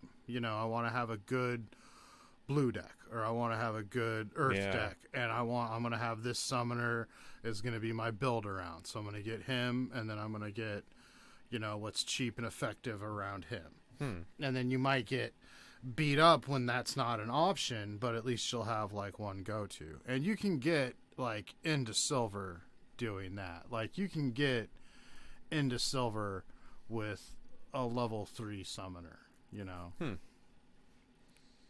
Yeah, see that's because that means you can make more rewards, right? The higher up you go. Yeah. So it might not be a bad investment if you look at it like, I'm buying something now when they're cheap to use now and when they're more expensive. Right. Because so here's a good question for you before we go. If the crypto market pumps again, and Splinterlands, everything else benefits from it, what happens to the value of these cards? Well, during the last bear run, they were in real world money. I mean, in the last bull run, they were like insane. Like their cards were at like, some cards are at 10, 100x value of what they are right now. Now, there's been a lot of cards. That's what I'm saying. Is like if we get a bull run and then tower defense hits and land hits and soccer hits and all these things add utility to the cards. Yeah. Like there are gonna be some like that Aldrich, that card we've been playing with all night. Right. I think that card, I've invested heavily into that card, and I bought some of those during the tip. And now, granted, it was off stuff I flipped, so it wasn't like a total loss. Right. But I bought some of those around like $200 that are worth like $50 now. You know, I've bought some at the $50 level too. I kept dollar cost averaging on it because I think the card is going to be one of the defining cards of this game because it already historically has.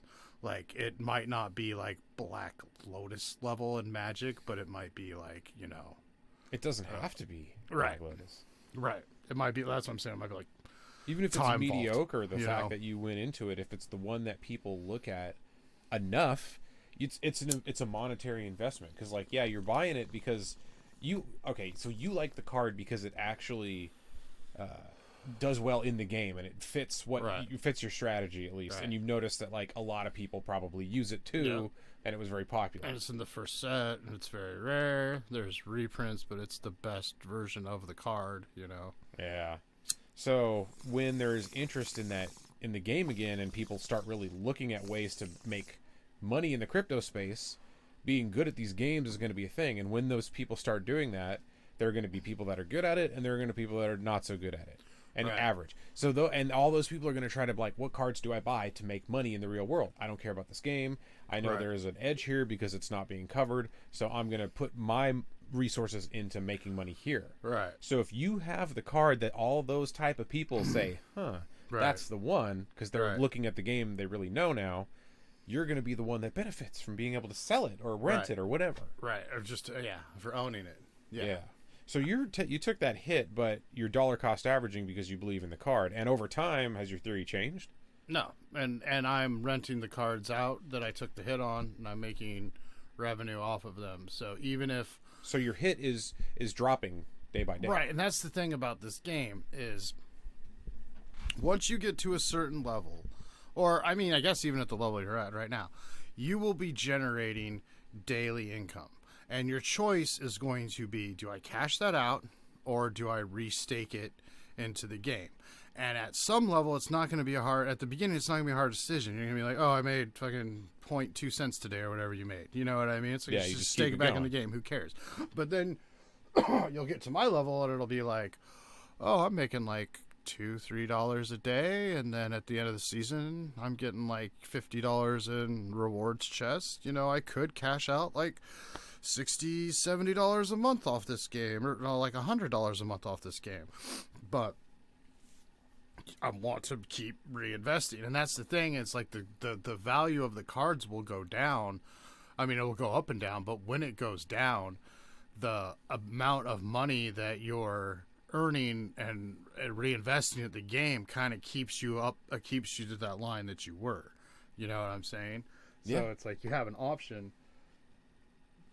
Do I cash it out and let my assets drop, or do I, but keep cashing out more, or do I restake it and hope for the bull run and everything just goes to the moon? Yeah, and that's what I'm doing right now. I hope it pays off. Well, and the other thing is like, think about any other game you would sink any kind of money into, right? And it's easy to do it these days. They've made sure of it. Yeah, every game they want you to sink money into. It's just kind of sickening. How much of that would you normally make back? Zero. Yeah. Right? So you did it with this game, but you have the opportunity to not only make money back while things are going down, potentially turn that position completely around. Because there's the whole old saying, it's not a loss until you sell it. Exactly. Whatever, which is true. Yeah. I mean, there's more to it than that, but it is technically true. And if you average down, that hit doesn't seem so bad, which is why I like small positions to start with in whatever environment you're in, and then adding as things drop. These are all the cards I'm renting out on my rental account. Oh, jeez. So how much, they just keep loading. Yeah. So for one of those cards, what are you getting in exchange? Well, it's hard for me to say on each individual card, but here I'll show you the history.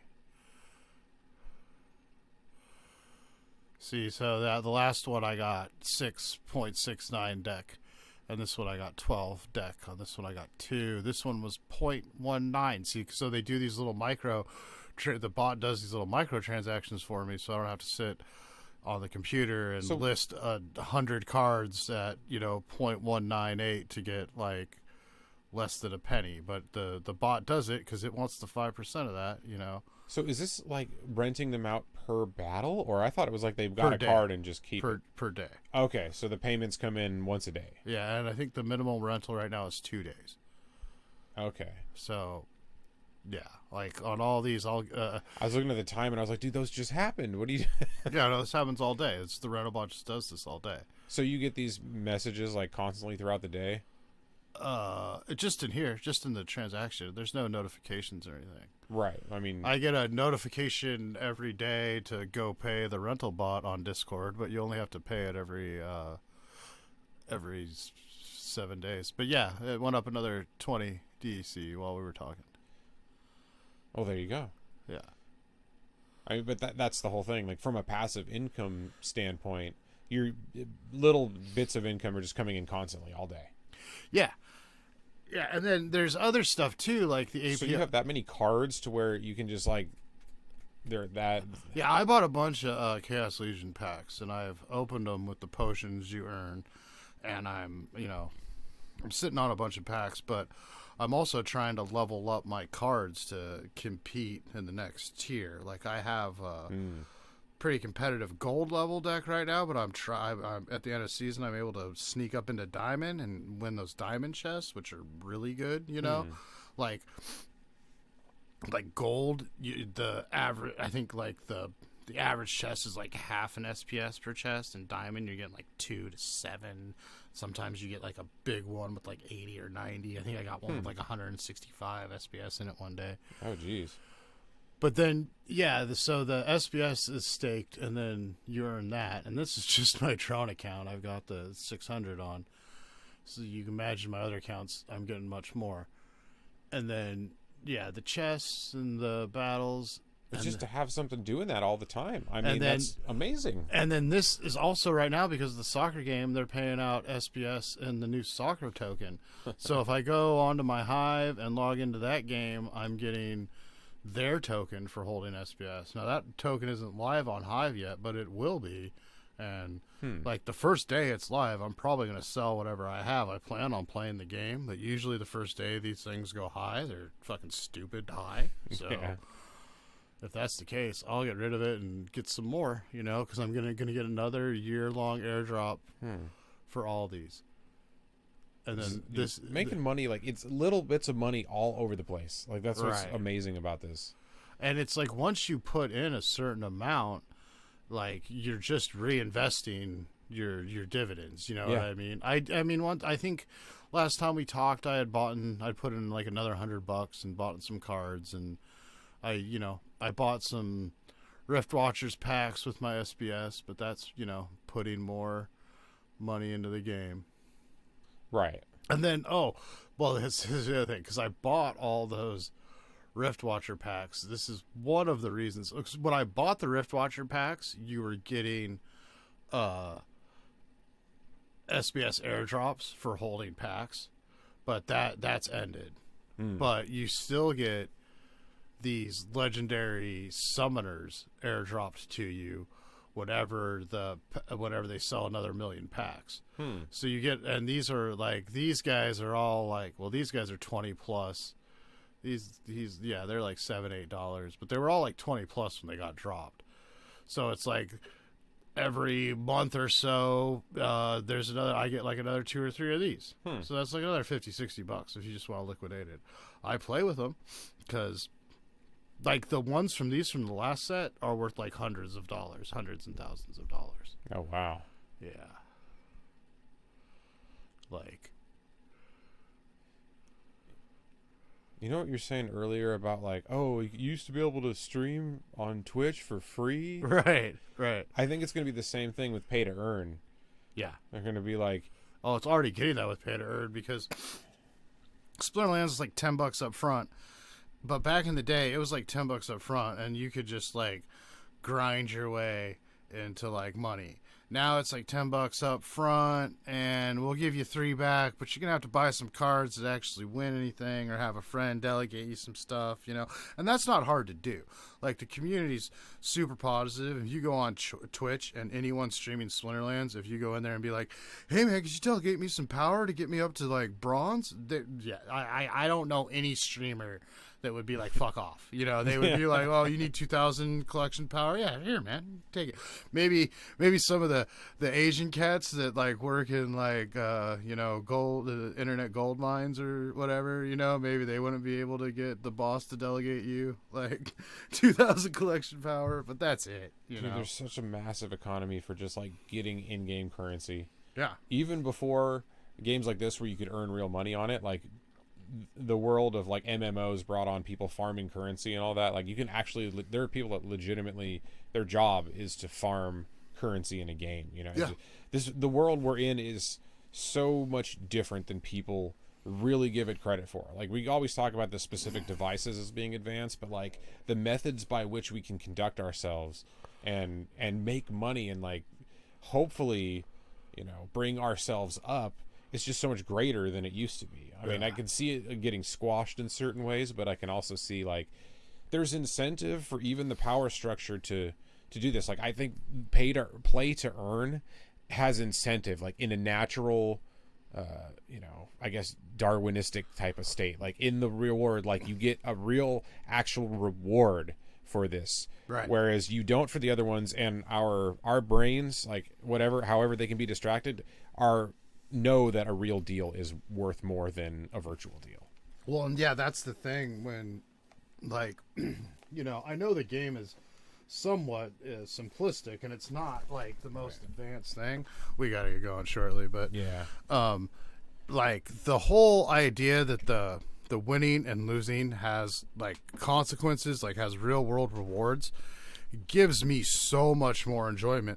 Some more frustration too, honestly, but so much more enjoyment from winning than I do at any other game. You know, I love retro games, but how much fun do I really have going through and like beating Zelda again? You know, it's almost like just kind of a muscle control thing at this point, you know, like a nostalgia thing or whatever, but yeah, that was like the precursor to what we're doing. So yeah, it's just awesome to be able to do this. And I really appreciate these streams because it gives me a chance to learn about this stuff and expand my ability to do the same thing. Yeah, and I appreciate, you know, having something to do and coming on and having I want to bring times. you on my stream one of these days so we do like different talk about different things. I need a tech upgrade, and I need to get it so that I can just come on your screen as a head in the corner, because I don't mind being on camera. I'm just not on camera because my fucking camera sucks, and it makes me look uglier than I am. At least I'm vain enough to not want to look like evil Wario. Or wait, Wario is evil, right? That's redundant. But yeah. All right. But yeah, I mean, it's, you know, we'll get it going. Yeah, dude. Come, anyone that did check us out. I get a lot of people watch it after the fact, and if you're doing that, thanks for doing that. There's going to be more to come. We have 2 viewers. Do you want to raid someone with 2 viewers? We can, but I want to get things shut down. Oh, that's what I'm saying. Let's raid someone and then leave. Yeah, go for it. Splinterlands TV or Mystery Science Theater. That's all that's popping up. That's awake right now. Is Downtown on? Oh no, he's in bed by now. I'm sure if he was on, he would have said what's up. Yeah. I don't know, whoever. All right, I guess we're gonna raid Splinterlands TV because Mystery Science Theater doesn't need any support from us. Dude, I saw Sleazy P. Martini from Guar has a stream. You even know who that is? I've seen Guar live several times. Oh, so you know him. I don't know who that member is. That's the guy that introduces him with the big giant wig. Oh, okay. Let's see. We rated Splinterlands TV, but I'm not going to talk to him. You should just say what's up real quick. I'm going to turn the mics off.